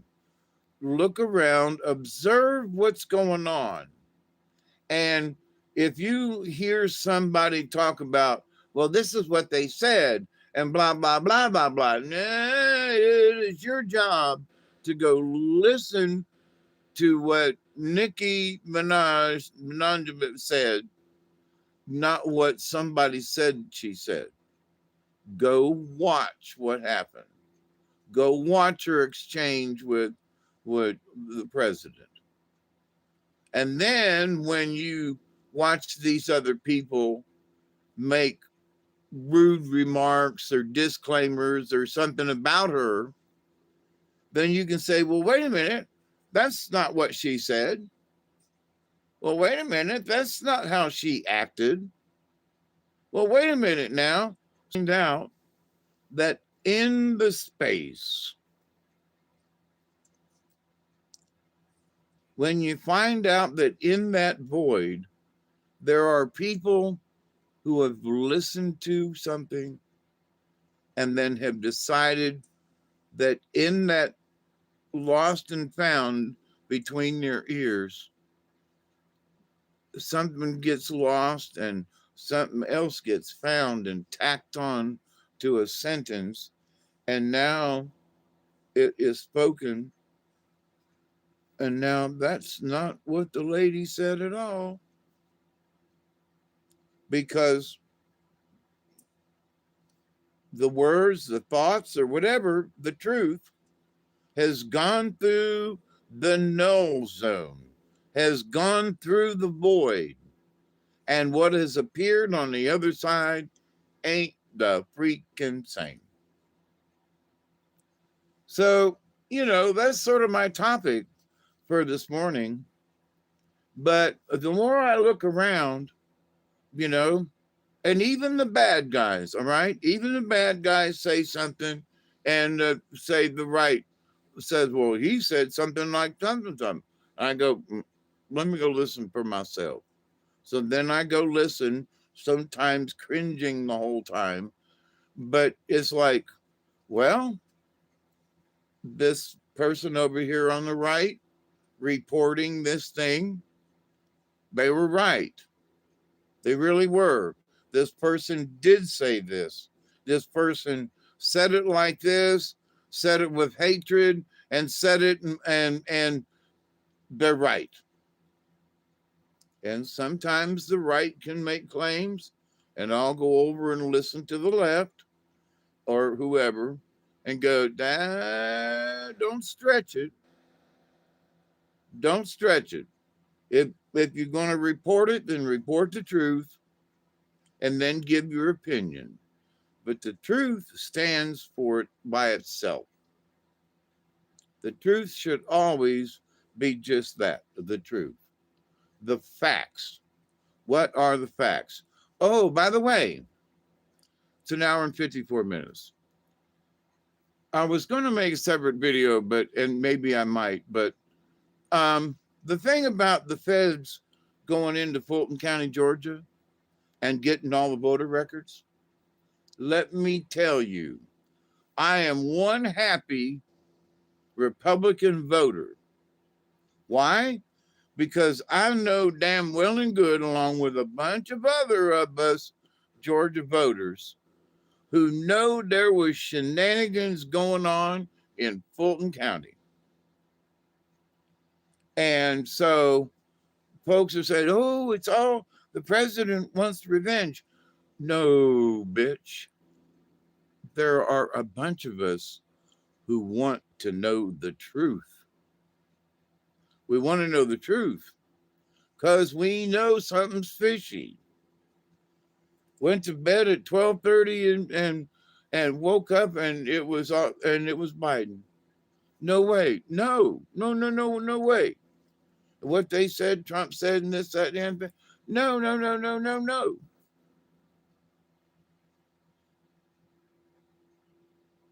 So were there shenanigans? Yeah. And there are folks who are panicking. So it's like, but it's all President Trump because he won't let go of the fact that he lost the election. But my point of view, and from a bunch of other Georgians, something happened to our votes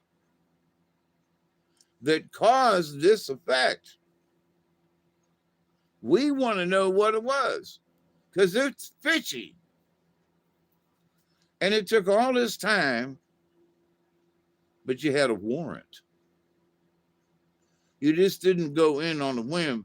You went in with proof that there's something in there y'all need to go look for. You had a warrant.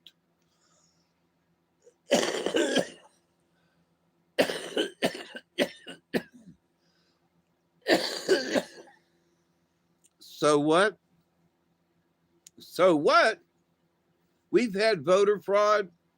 The way to fix it is voter ID, which anybody in the state of Georgia that has a driver's license, you hand them your driver's license. They look at the picture, they look up and go, okie dokie, and they scan the back of your driver's license and you're registered to vote and they give you your stuff and you go vote. It's that hard. Our driver's license, our ID, official Georgia IDs are, scanned back and we're there. So I don't see where it's so hard for people to register to vote and to go vote. Never seen it, never heard of somebody had an issue.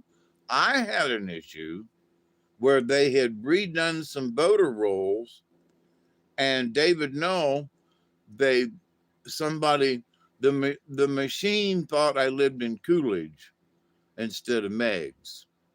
And so I could still vote, but I had to go to a different precinct to vote. But I called up, they straightened it out over the phone, and I've not had any more trouble since then.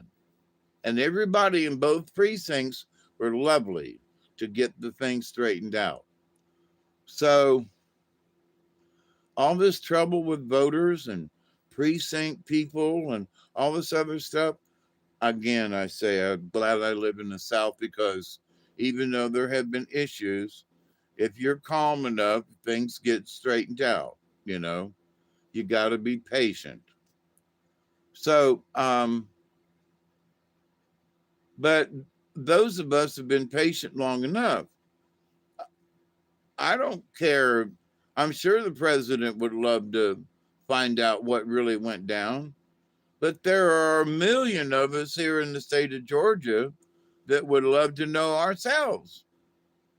So this idea that this is another one of them, the truth through the void to the other side, right? This is what makes this null and void. Oh, it's the president. He won't give it up.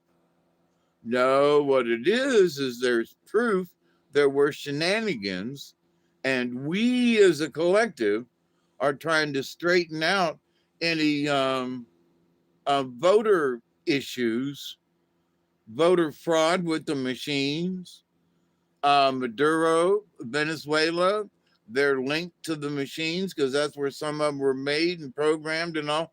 And so it's like, and then we have a discrepancy in Georgia, and then boxes of stuff, and they're still counting absentee ballots, 10 days after the thing. No,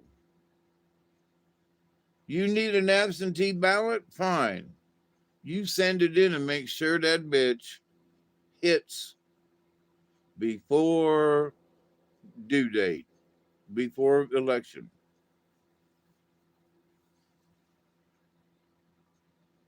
This idea that we're still counting votes 10 days after the election is stupid. It should not be allowed. Whatever the vote count is on the day of election is it, not 10 days later. So the idea that the information that we're getting from people now and the voter rolls and everything, I let the FBI go through them 70 boxes or something of stuff from the Fulton County. Fulton County is crooked as a dog's hind leg. That's where um, you know, that black lady that has run for governor 3 times. I'm trying to remember her name, and they caught her in with fraud, in committing fraud. But anyway, and then there's Fannie Williams, whatever. She's up there, and they're all crooked. So yeah, come on, FBI. Thank you, Jesus. Y'all come in here and finally you got enough evidence to get a true warrant, and off you go. So is this the president? Here's my point. Is it the president that's pursuing this? No, it's people like me in the state of Georgia. We want to freaking know. We want to know. Y'all screwed something up. I stayed up till 1 o'clock, and the president was ahead by but whatever, it was a pretty good margin, and wake up 5 hours later and it's like Biden beating by twice as many points. What the hell? No, we all knew something was up. We knew something was up. So and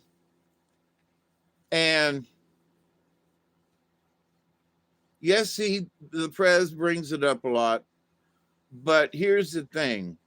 It's about justice. It's not about revenge. I don't believe so. There's probably a little bit of something inside going, yeah, show me that I was right. Show everybody I was right. Show them I was right. A little vindictiveness there? Yes. How can you not?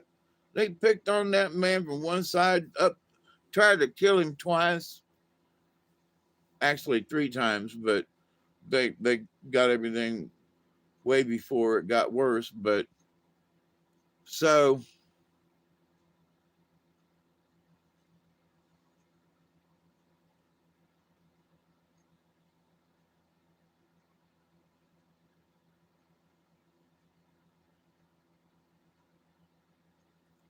I want to know the truth. What did you say, Barry? America has talent, can count more votes in 1 hour. Yes, right. You know, with that said, there's got to be a better way. Now, it was put out there years ago that why don't we vote with our emails? I've got my email here at the house. The house has its own IP address. My computer has its own IP address. The Roku TV has its own IP address. So because they're all Wi-Fi, my cell phone has oh, my battery's running down. that my phone has its own IP address. So anything that is connected Wi-Fi, or or my computer hooked up to the wall, um, but anything that's connected one way or the other to the internet. So it has my original IP address, and then at the end it's got a 1, and then IP address 2, IP address 3. And it's because each one of my Wi-Fi devices has its own 1, 2, 3. Now, the modem determined which one was which. Roku 1, computer 2, cell phone 3. I don't know if that's true, but my point is the modem chose it. I didn't. Now I can change it if I wish, but what cares? But so my point is that each one of these devices has its own IP address. So if I choose my cell phone to be the IP address that I vote from, then when it gets to the other end, it's like IP address blah blah blah has voted -1. So I try to log in through the Roku to vote again, and the computer system says, sorry, IP address 12345 dash, doesn't matter what comes after the dash. It's already voted. You can't vote again. But wait a minute, it's my brother, but he's got a separate IP address. So brother can vote. Has nothing to do with me in the house. It's his IP address. Oh. So now, could we vote electronically that way? And I'm like, well, the idea that Georgia has, if it was not tampered with, is the way we got it. How we filled it out, we check the boxes, then it prints it. Here it is. You can look over it. Does it look right? Does it look good on that side? It's a paper ballot. And our paper ballots are supposed to be kept. So if there's a discrepancy, to go back in, who did you vote for? It says this guy. It doesn't say Walter Cronkite, you know. So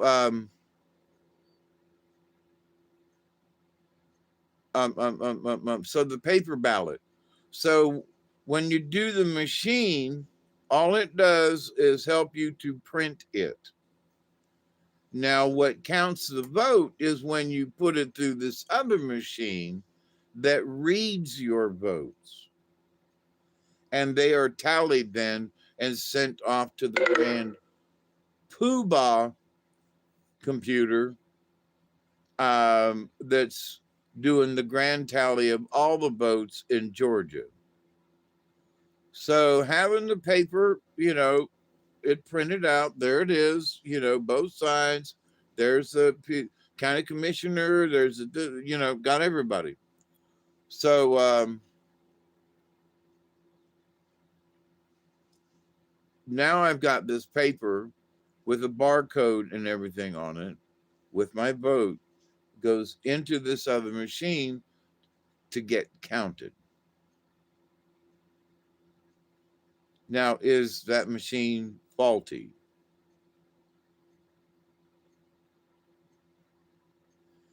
Now, we still have the paper ballot, although it was printed by the machine over here. I don't see anything wrong with that, because it's unless The one that you are filling out, you want Trump for president. Okay. And this guy for the state ag commissioner. Okay. This guy for county commissioner. Okay. Are you done? Yes. You say, okay, done. And it lets you review it. And you say, review, is this who you voted for? Yes. You hit finish and it prints it out. Now, what if when I press a button, that every third time that button is pushed, one of those votes goes to Biden? Boom. Yeah, but I didn't vote for Biden. I voted for Trump. Yeah, but every third time that button is pushed, that vote that you said goes for Trump is going to Biden. Because that's the glitch. Every third one, click Biden. Trump, Trump, Trump, Biden. Trump, Trump, Trump, Trump, Biden. But I just said Trump. No, that one goes to Biden. Just like the one before it, Biden. Wait a minute now. So they're stealing every third vote, right? Technically. Now, here's the thing. Is it happening when the paper ballot is printed and it gets a barcode? So what if the barcode on your printout, even though when you look at it and the box says Trump, the barcode says Biden? What? You don't know it because you're looking at it and you look at the computer screen and it says you voted for Trump. But when in reality, because that every third time the button is pushed for Trump, one of those automatically goes to Biden. But you don't know it. Nobody knows except the guy who set it up that way. So, but now I'm the third guy in line. I push it and I'm thinking my vote goes to Trump. It ain't. It goes to Biden.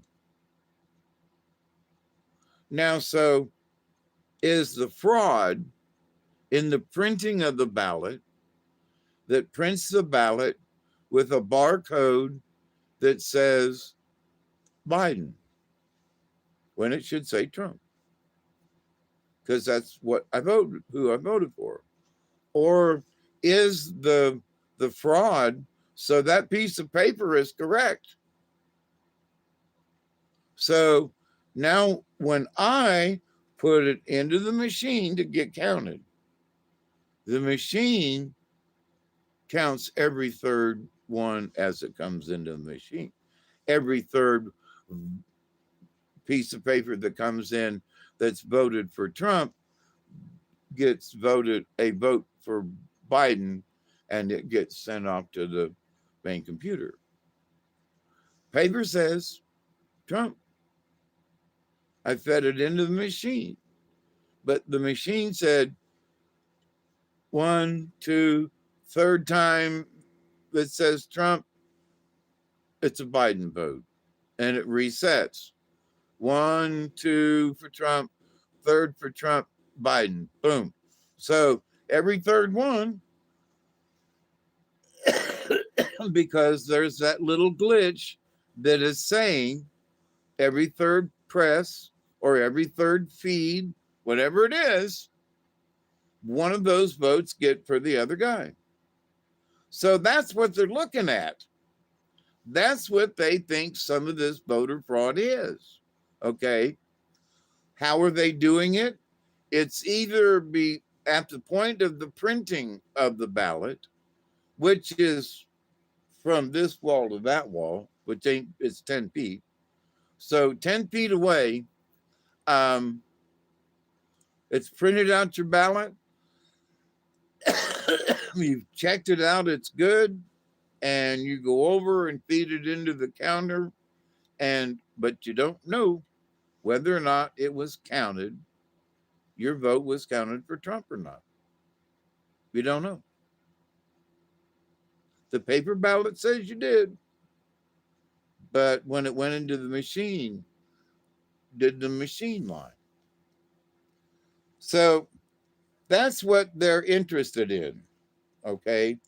They're also interested in, you know,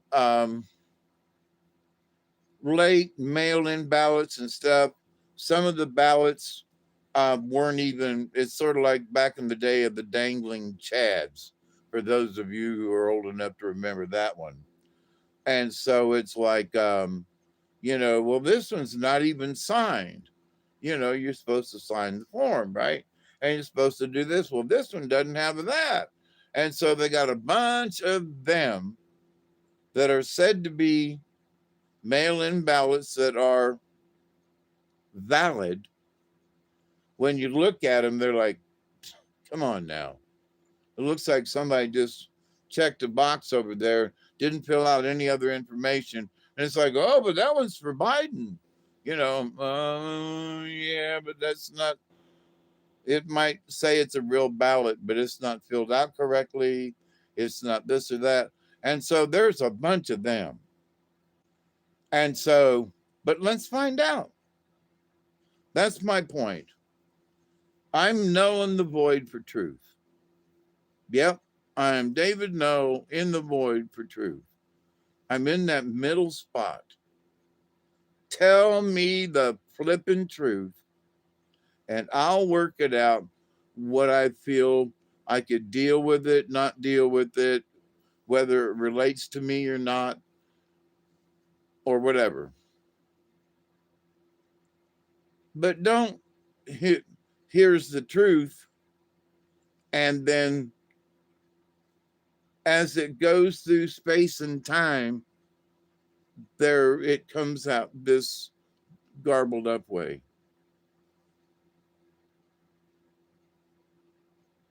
Something's up in the hen house, Something's up in the hen house. That's all I got to say. So I'm glad the feds went in.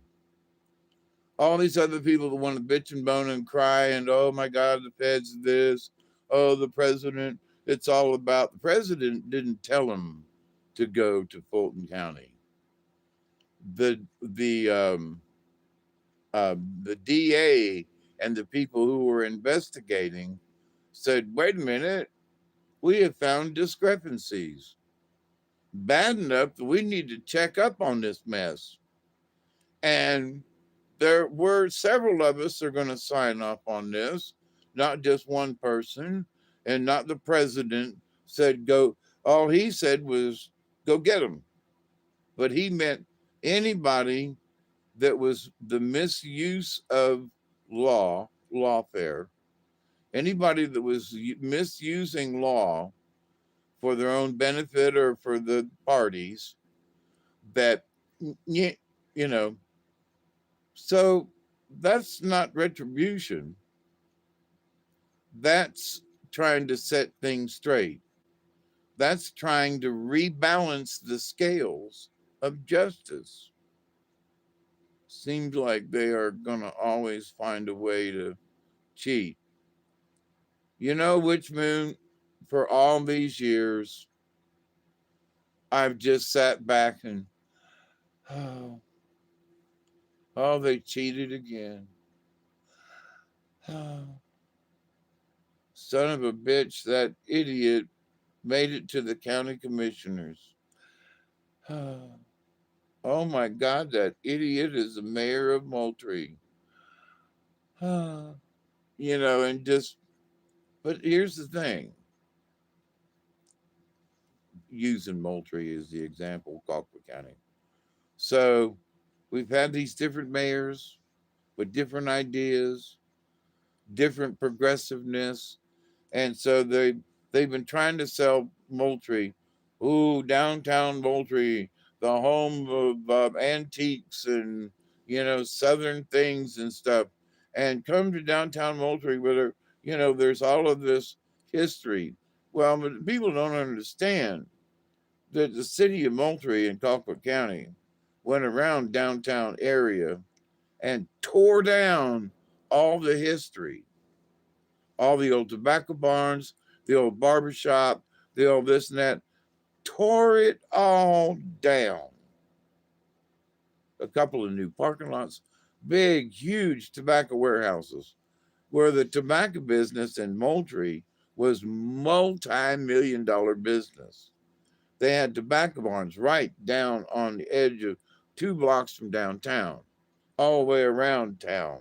There was a big, one over here, and but tobacco was big business, and so they tore everything down that looked like tobacco. Oh, come to historic downtown mall. You tore all the history down, idiots. You can only look at the history they want you to look at. They tore down that building. Well, why'd you tear it down? It was a nice, it was 100-year-old building, asshole. That was history. Yeah, well, the bricks were falling off. And so, get a little bit of money and fix it up and rent it to somebody or put homeless people in it. Or we tore it down and it's a parking lot. So much for history, you know. you know, Thomasville's different now. They're really about, keeping all the buildings, and before you can tear something down, you really better have a good reason, excuse, or something, right? Which in a way is what it ought to be. But Moultrie, so the people 35 miles away from the people in Thomasville, they tear down everything that looks a little old and crumbly because they don't know what to do with it. They don't have any creative mind. And the only creative mind they have is to tear it down to make it look clean. So now you got a parking lot. Where'd the building go? Well, why? You could have opened that tobacco warehouse for tours. It's right beside the bus station. You could use that old tobacco warehouse because it's got a tall ceiling for buses to pull in. You could use that old warehouse for a bus station. You know, no, but they tore it down. They tore down another building and put in a parking lot. And there's not really a bus station. It's a bus parking lot place. You can catch a bus, but there is no lobby. You got to buy it online. You have to. Oh my God. So the history of things. So who come to look at our history? Yeah, but you bulldozed it over. Oh, come over here and watch this. Okay. So there are people who are telling the truth. And when they speak it, let's see if I can give a little, sort of like in a way, it's sort of like a um, capacitor, sort of. But so here's the truth. It's being spoken over here. It's being fed in. This is the truth. And here's the other side. And the vacuum, the volume, the null space, it goes right and comes out the truth on this side. A 1% variation in speech, but it's the same thing. This truth,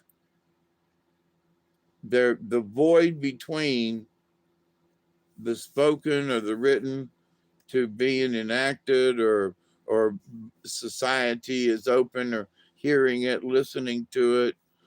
Somebody creates a car commercial over here. And, the Ford Edsel is the best car that Ford has ever made.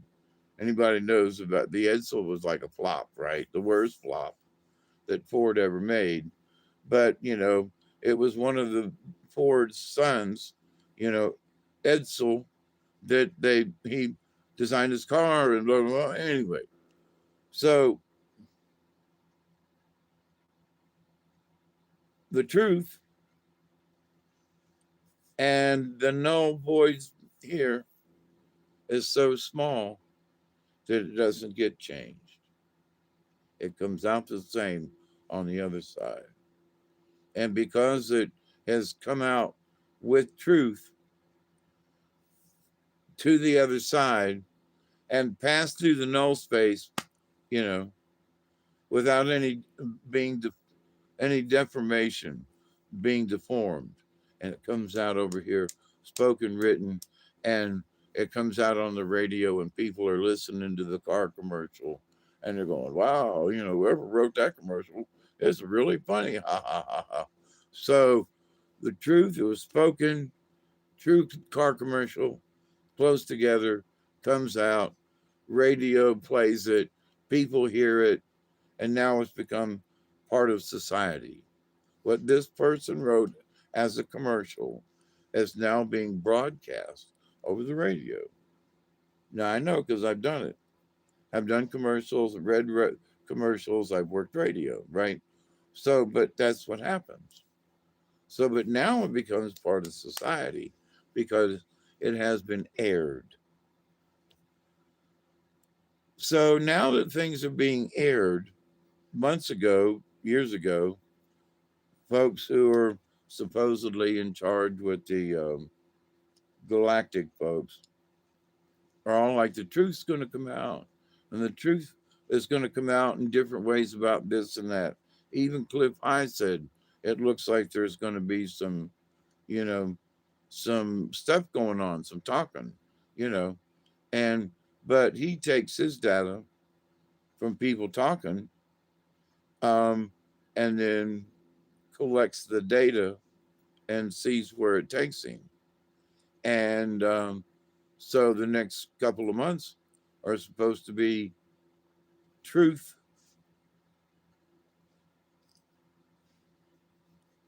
truth to truth.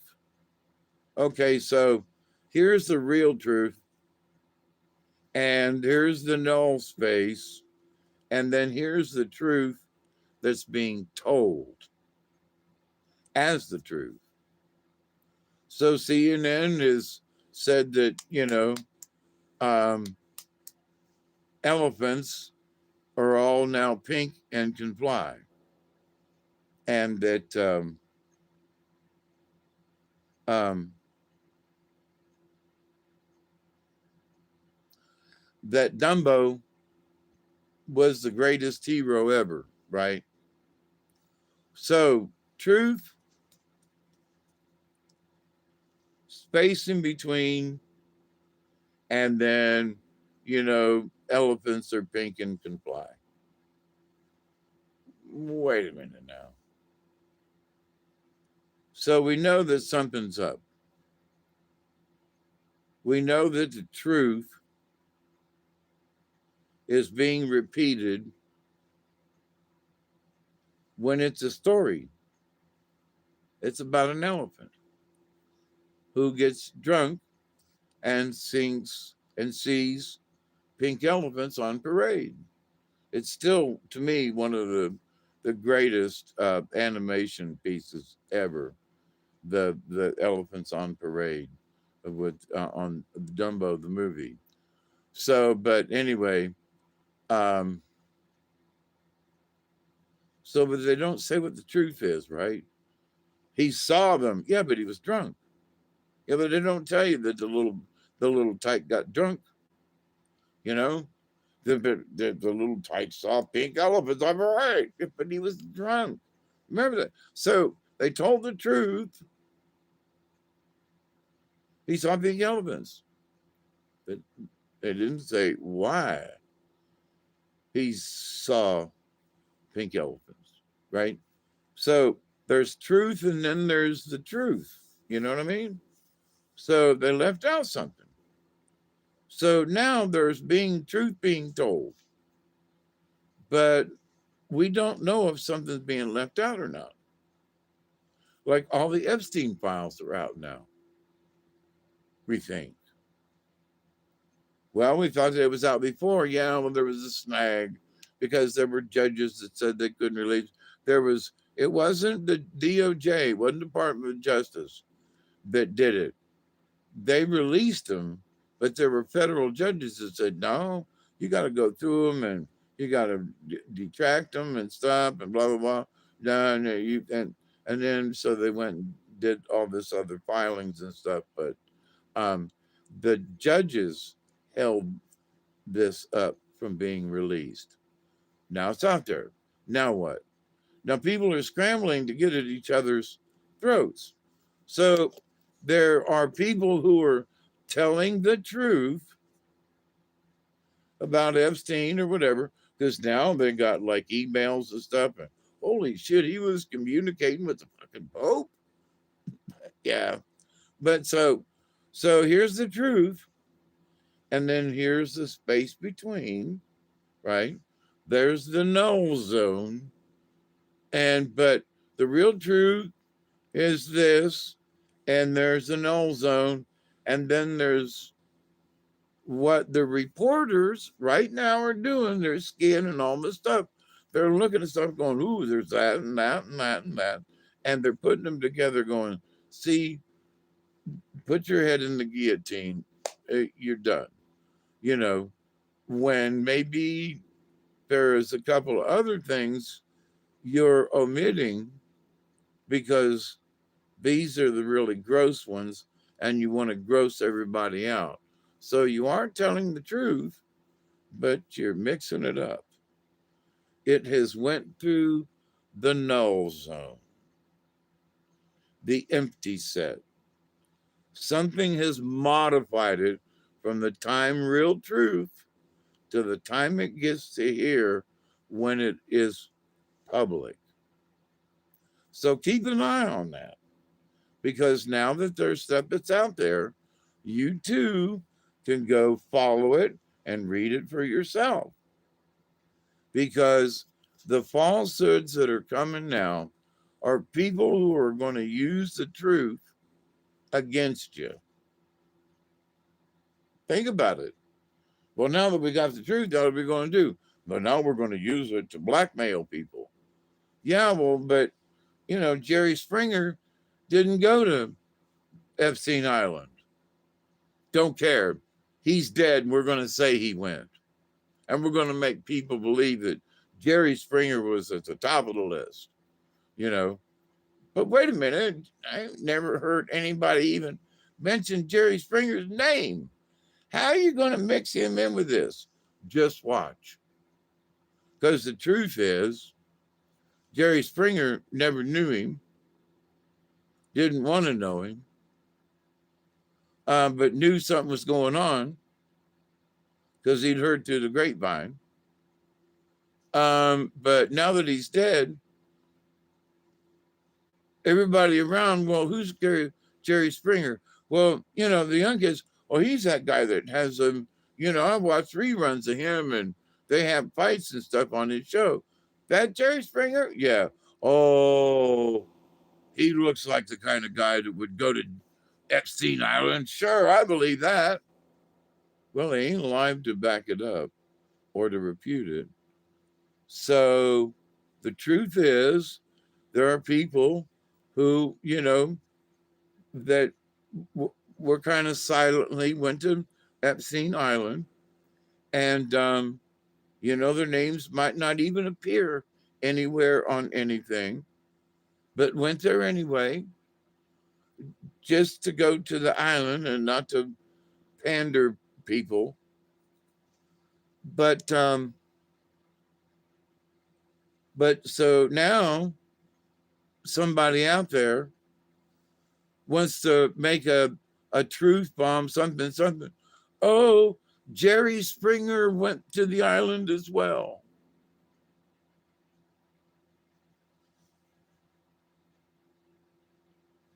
Really? So now I'm making this up about Jerry Springer as an example. So they could say Jerry Springer killed, Epstein or something. They could make up, But having been in jail for a year and having seen how the jailers work, how the warden worked, how the different guards worked, how the hierarchy of the prison went, and what could be allowed if they wanted it. It's against the rules, but we're the ones that make the rules. Go ahead, Dave. You sure, boss man? Yeah, yeah.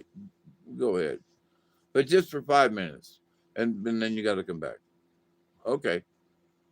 So, meaning I could go out in the parking lot at night when we took all the slop down and loaded it onto the, to the pig farmer's truck, and sit out in the parking lot looking up at the sky and looking at the stars and smoking a cigarette. And I'm not supposed to do that. Not supposed to let me do that, but they did because they wrote the rules and they could let me break them.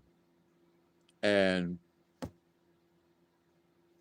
so here's the thing. They're going to tell you the truth with a twist. There are going to be folks out there that are going to, because the truth is written down, they're going to tell you what they saw with some kind of caveat, some kind of pickle on the side, a slice of, lemon on your iced tea glass, as some. So now it's not going to be whether or not you know the truth; it's whether or not they know too much of the truth. Oh, the truth says this. Maybe not. The truth says that. Maybe not. It says part of it, but it don't say all of what you said. So buyer beware. It's out there now. They're going to be going through them pages for the next fucking year. Let them go. But it's going to be interesting that what comes out. The Democrats who've been bitching are not going to get their wish. They're not going to be able to impeach Trump. But there's going to be so much other stuff that they're going to wet their panties. So, and it's going to be some of their friends and neighbors. So, I didn't know that John Doe went to Epstein Island 44 times. Fudge, And there was a 16-year-old boy. Oh, no. He was the pool boy. Wink, wink, nod, nod. I'm a lumberjack and I'm okay. But anyway. So, truth matters. And in the null and void, which means you've read something right now. If, there are things that would come up about Fannie Willis, right? And how she paid her lover boy all this money and all this stuff. And she knew where he was at all times because she had his phone tracked and all this other stuff and blah, blah, blah, and blah, blah, blah.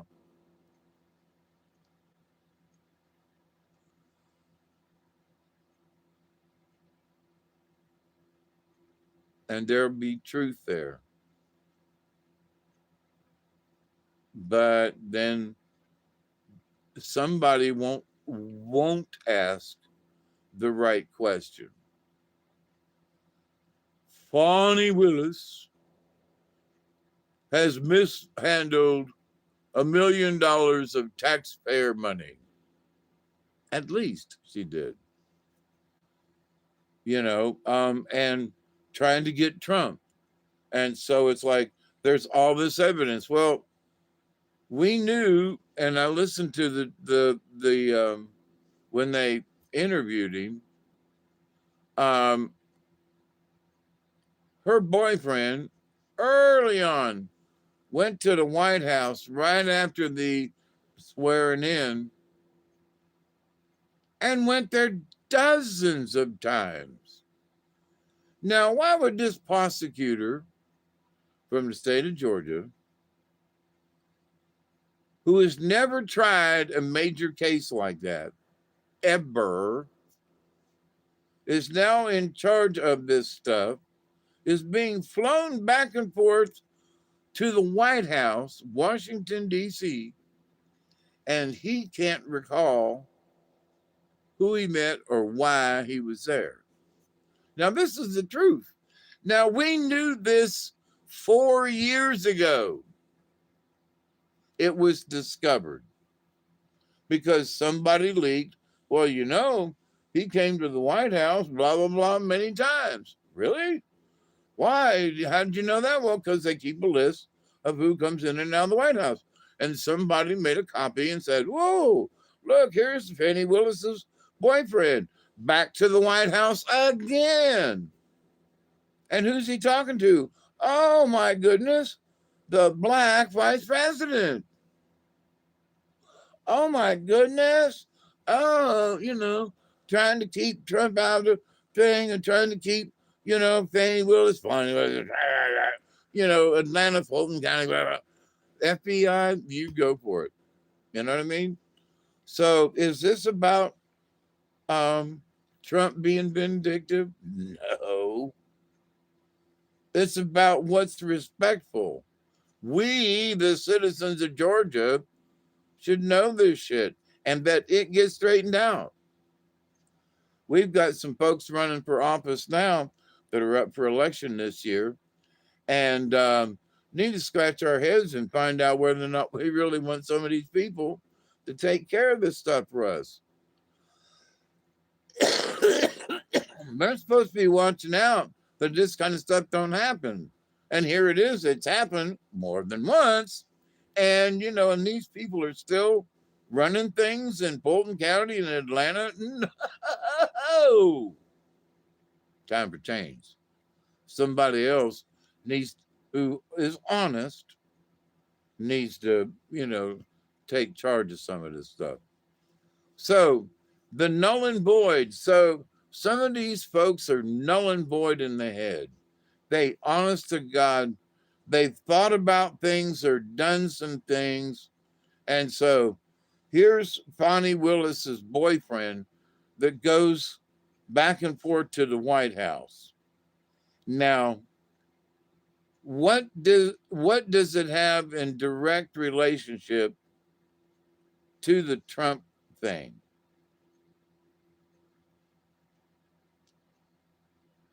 They were conspiring with the White House.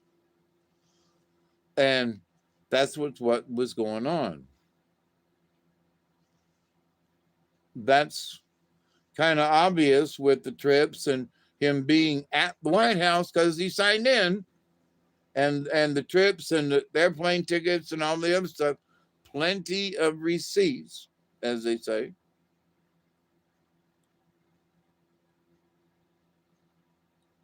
So, but is it the dangling Chad that's going to put all of them in a calaboose, or is it just something else needs to get done? Well, at this point, it seems to be null and void. It doesn't matter. The fact that he was there, we see it. The fact that he spoke to somebody, he doesn't say who because he can't remember. So who did he speak to at the White House? Don't know. But he was there X amount of times over such and such and such. He was there. Why would this punk be going to the White House from Atlanta, the place that's suing the now ex-president of the United States? Don't you think something's fishy about this? And there was. And so, but what exactly, how he got there, the information is null and void at this point because it doesn't really matter. He was there X many times, proof, but we don't know why. So just because he moved back and forth now is null and void. Make sense? So it's the truth. It's still there. And at some level, it matters. But until you have other information, then that information is null and void. So we can get information that Epstein did blah, blah, blah, see such and such and blah, blah, and here's this. Now, it's the truth.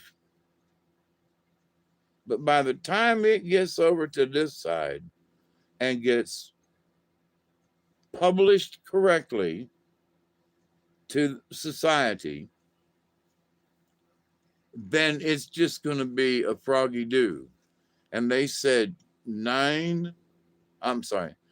they said 1 million copies, 1 million files from Epstein. 1 million files. Be careful what you wish for. Look for your stuff. People are going to be digging. It's going to be great to watch this stuff go on. So the truth is out there. People are going to be seeking, looking, and finding the truth one way or the other, right? So, but by the time a lot of these people get what they want, you see, I told you so. You know, there's a train that went by and blew its horn once a week, you know, at 10 o'clock in the morning to let everybody know in the neighborhood. And yeah, okay. But that information is now null and void because it doesn't matter. It's not relative at the time. But it's in the Epstein files. It had to do with they heard the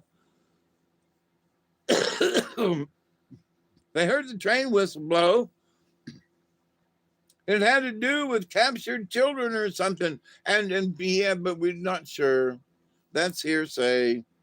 And so at the point, that is null and void. Doesn't matter.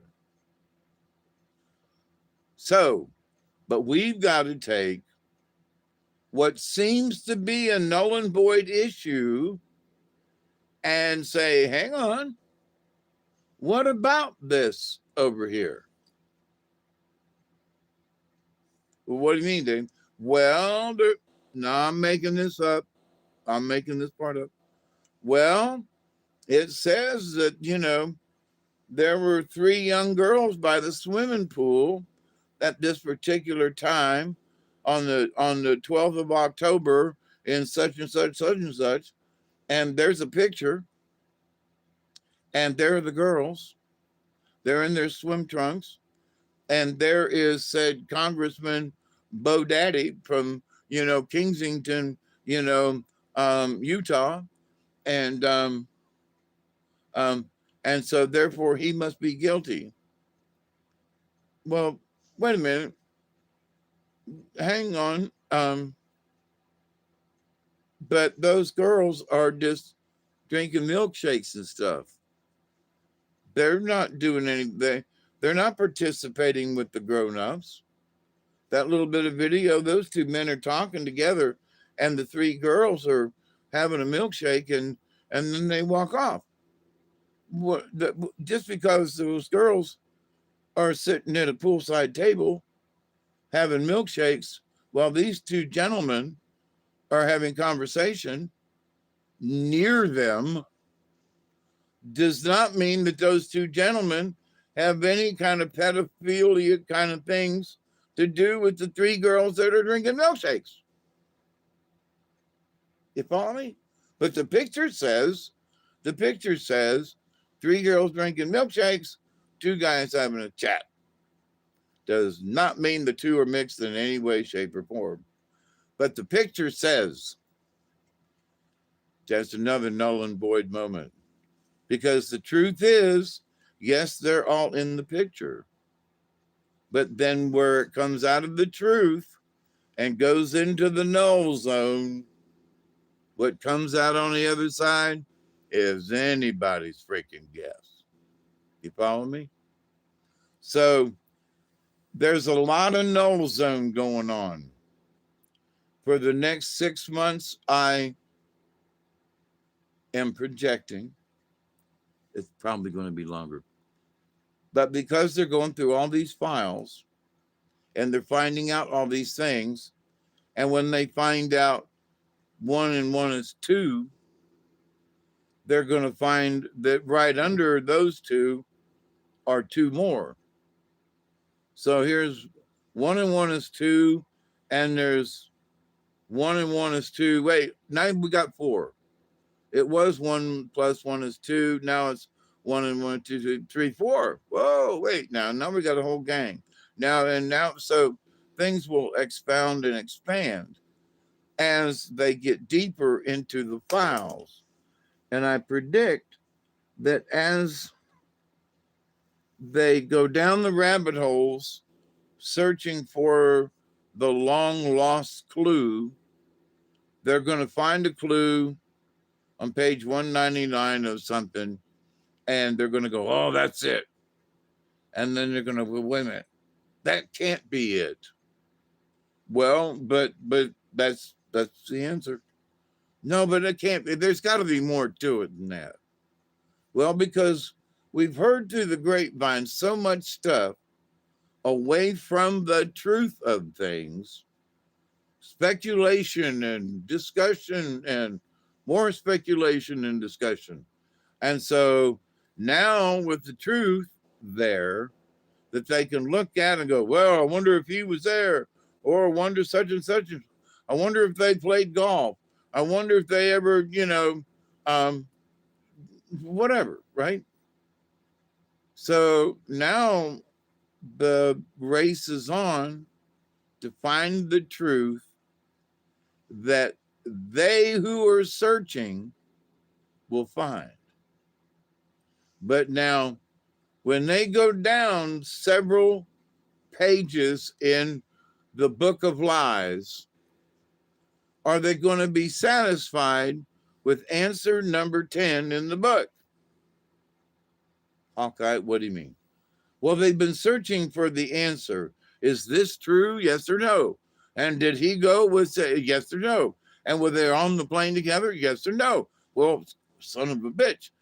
That's true. That's true. That's true. Oh my God.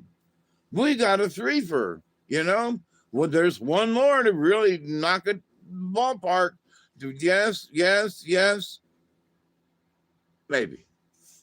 It's a good solid maybe, but it's a maybe. So now this goes into the null zone. He was there. He was in a picture. He did something. He was on the airplane, and he's got a ticket. Ooh, receipts. So now it's like, okay, now what? So, but does that mean that the person was conducting business with children and trying to move them place to place? Well, the person was there on this date, got a plane ticket, got a thing, and those and the girls were there, but just because there are coincidences like that does not mean that they are involved. So there are going to be some folks who are going to use the truth like that.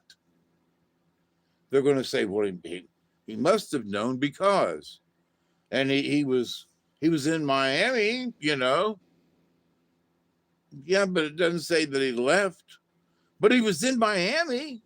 Yeah, but everybody got on an airplane and flew to Tampa. But he was in Miami. Does it say how he got to Tampa? No. Does it say he boarded a plane? No. What does it say? Well, it says that 3 days later he was in Tampa. But it didn't say that he flew on the airplane with the other guys, right? No. Well, but he was there, and they were there, and he had to have flown back with them. No. He could have drove to Miami from Tampa. And because he's got his car down there, it said, hey, Y'all have a nice flight. I'm going to drive my car back. I'll be back in a few hours. And that's what happened. Oh, no, he must have flown back with them. No, you don't have all the information, you see. So they're going to try to push the truth. This is true, this is true, and this is true. But you're missing a key point. So I say they're going to be digging so hard, they're going to have dirt in their eyes. And they're going to, some of these folks are going to suffocate themselves with looking for the truth. But again, I'm saying this, and I want to say it was Victor Davis that he does a little thing every day with a podcast and stuff and his opinion on matters. And I think he said something that I might be wrong, but Vincent Davis something anyway, old white guy. He's probably my age, you know. But that when they get to the truth, will they be happy? Well, like I said an hour ago or so, the answer is number 10. Oh, come on, man. Number 10 is the answer? Yep. That's the correct answer. We're not BSing you.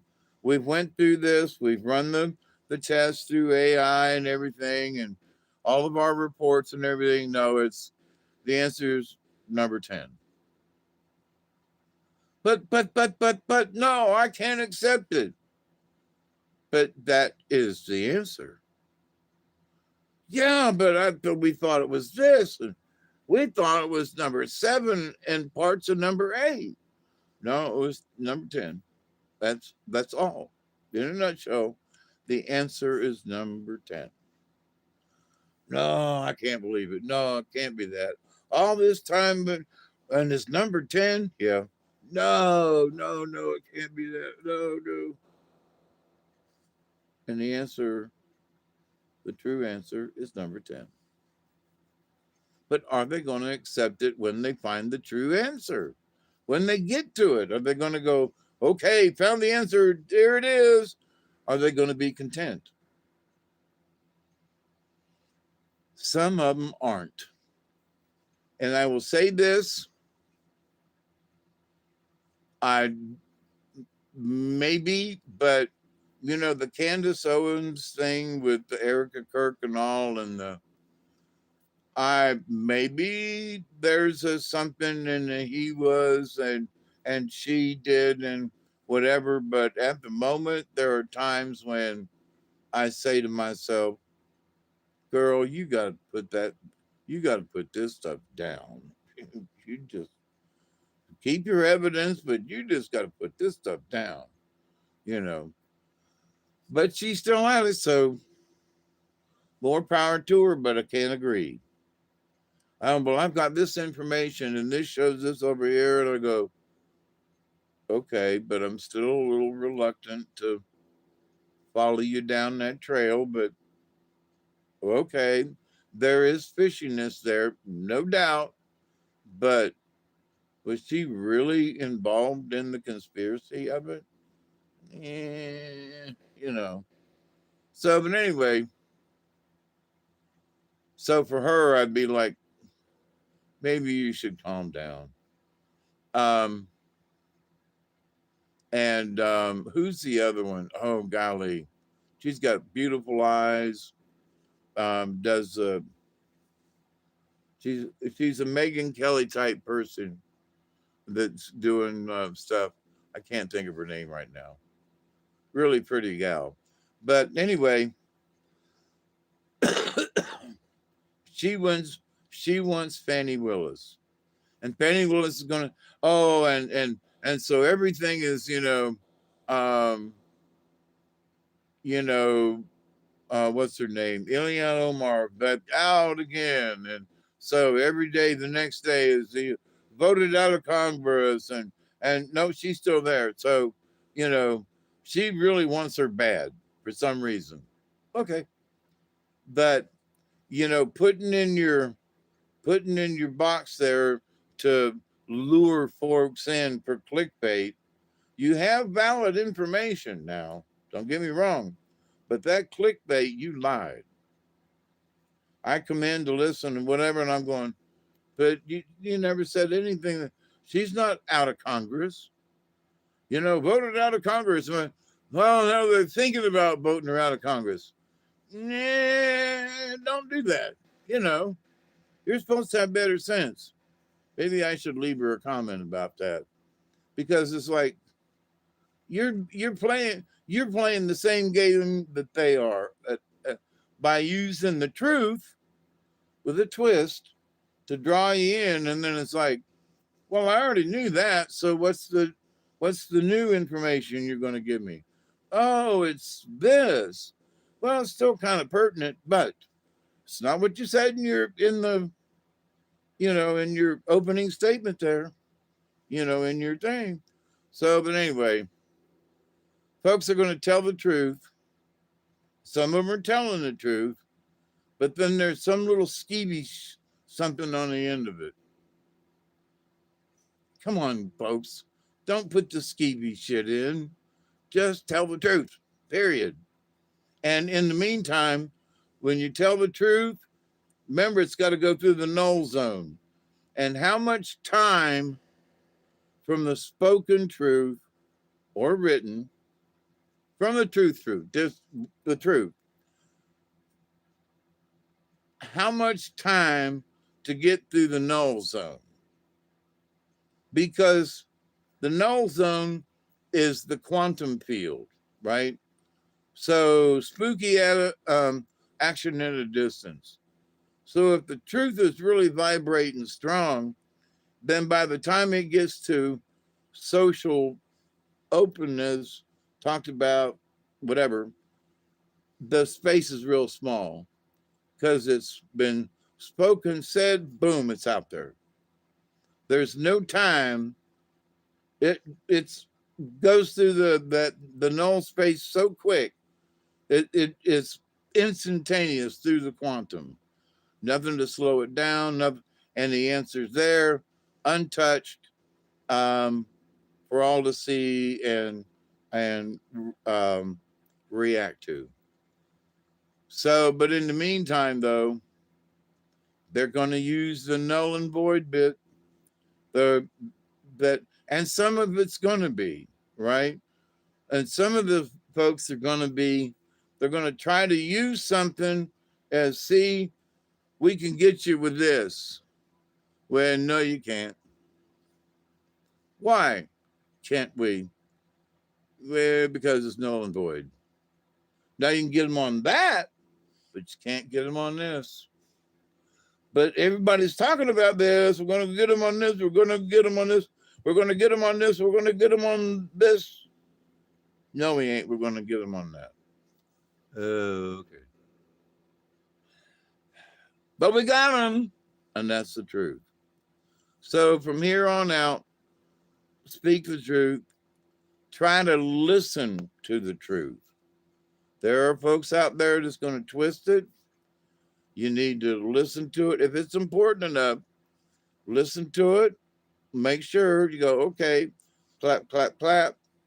But then maybe you need a second opinion. And you listen to Congressman Oberman. I made that up. To Congressman Umpty Scrunch. And you listen to him, and he's talking about the same bill, and he's reading it, from the floor, and you go, oh. So the other guy was telling some of the truth, but not all of it. He scrunched some stuff up. But now he's reading it from the floor of the Senate, and so he's got it right. Oh, so they both told the truth. But again, obfuscation by this folk over here. So truth, the space between, that null zone where things exist but they don't. It's been spoken, but it hasn't been passed through the other side. but it's still there, waiting to be told, waiting to be molded, waiting to be verified, waiting to be lied about. You know what I'm saying? So as long as whatever the truth is stays in that void. So if you've heard Linda Moulton Howe talk about giants in Antarctica months ago, but now somebody has reposted her original post. So they think it's current. They think this has just dumped when the truth is it's all true, but the dates are wrong because she says next month. So they think, oh my God, this is happening. And next month, this is going to happen. No, this video was dumped 9 months ago. It's been on the internet for 9 months. You just saw it. So it looks brand new to you. So you bring it into the null zone because it's true. But because you and whoever else exist on this side, which is the truth on the endpoint, but there's the space in between when she originally put the video out and now. So, but it's still the truth, yeah. But what she said 9 months ago about what's going to happen in 6 months happened 3 months ago. It's not going to happen. It already did. It's now a past event, and that point is now null and void. Oh my goodness gracious. So, to the point, you got to make sure, but what she said is true. She's got the video on her website, but did you look at the date? Yeah, she said this 9 months ago. That's all, it's all good, it's all true, everything's still good. But you think it happened last week. That's where it's a lie. That's where, oh, my phone's fixing to shut off. Oh man. Okay, so anyway, keep it between the ditches. I love you all.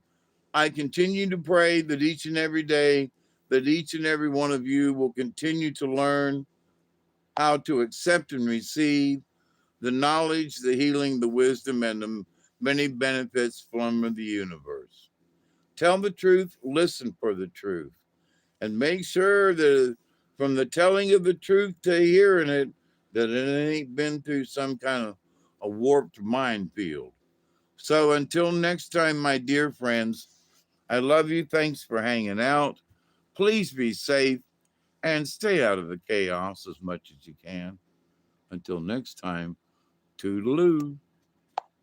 Adios. Cheers.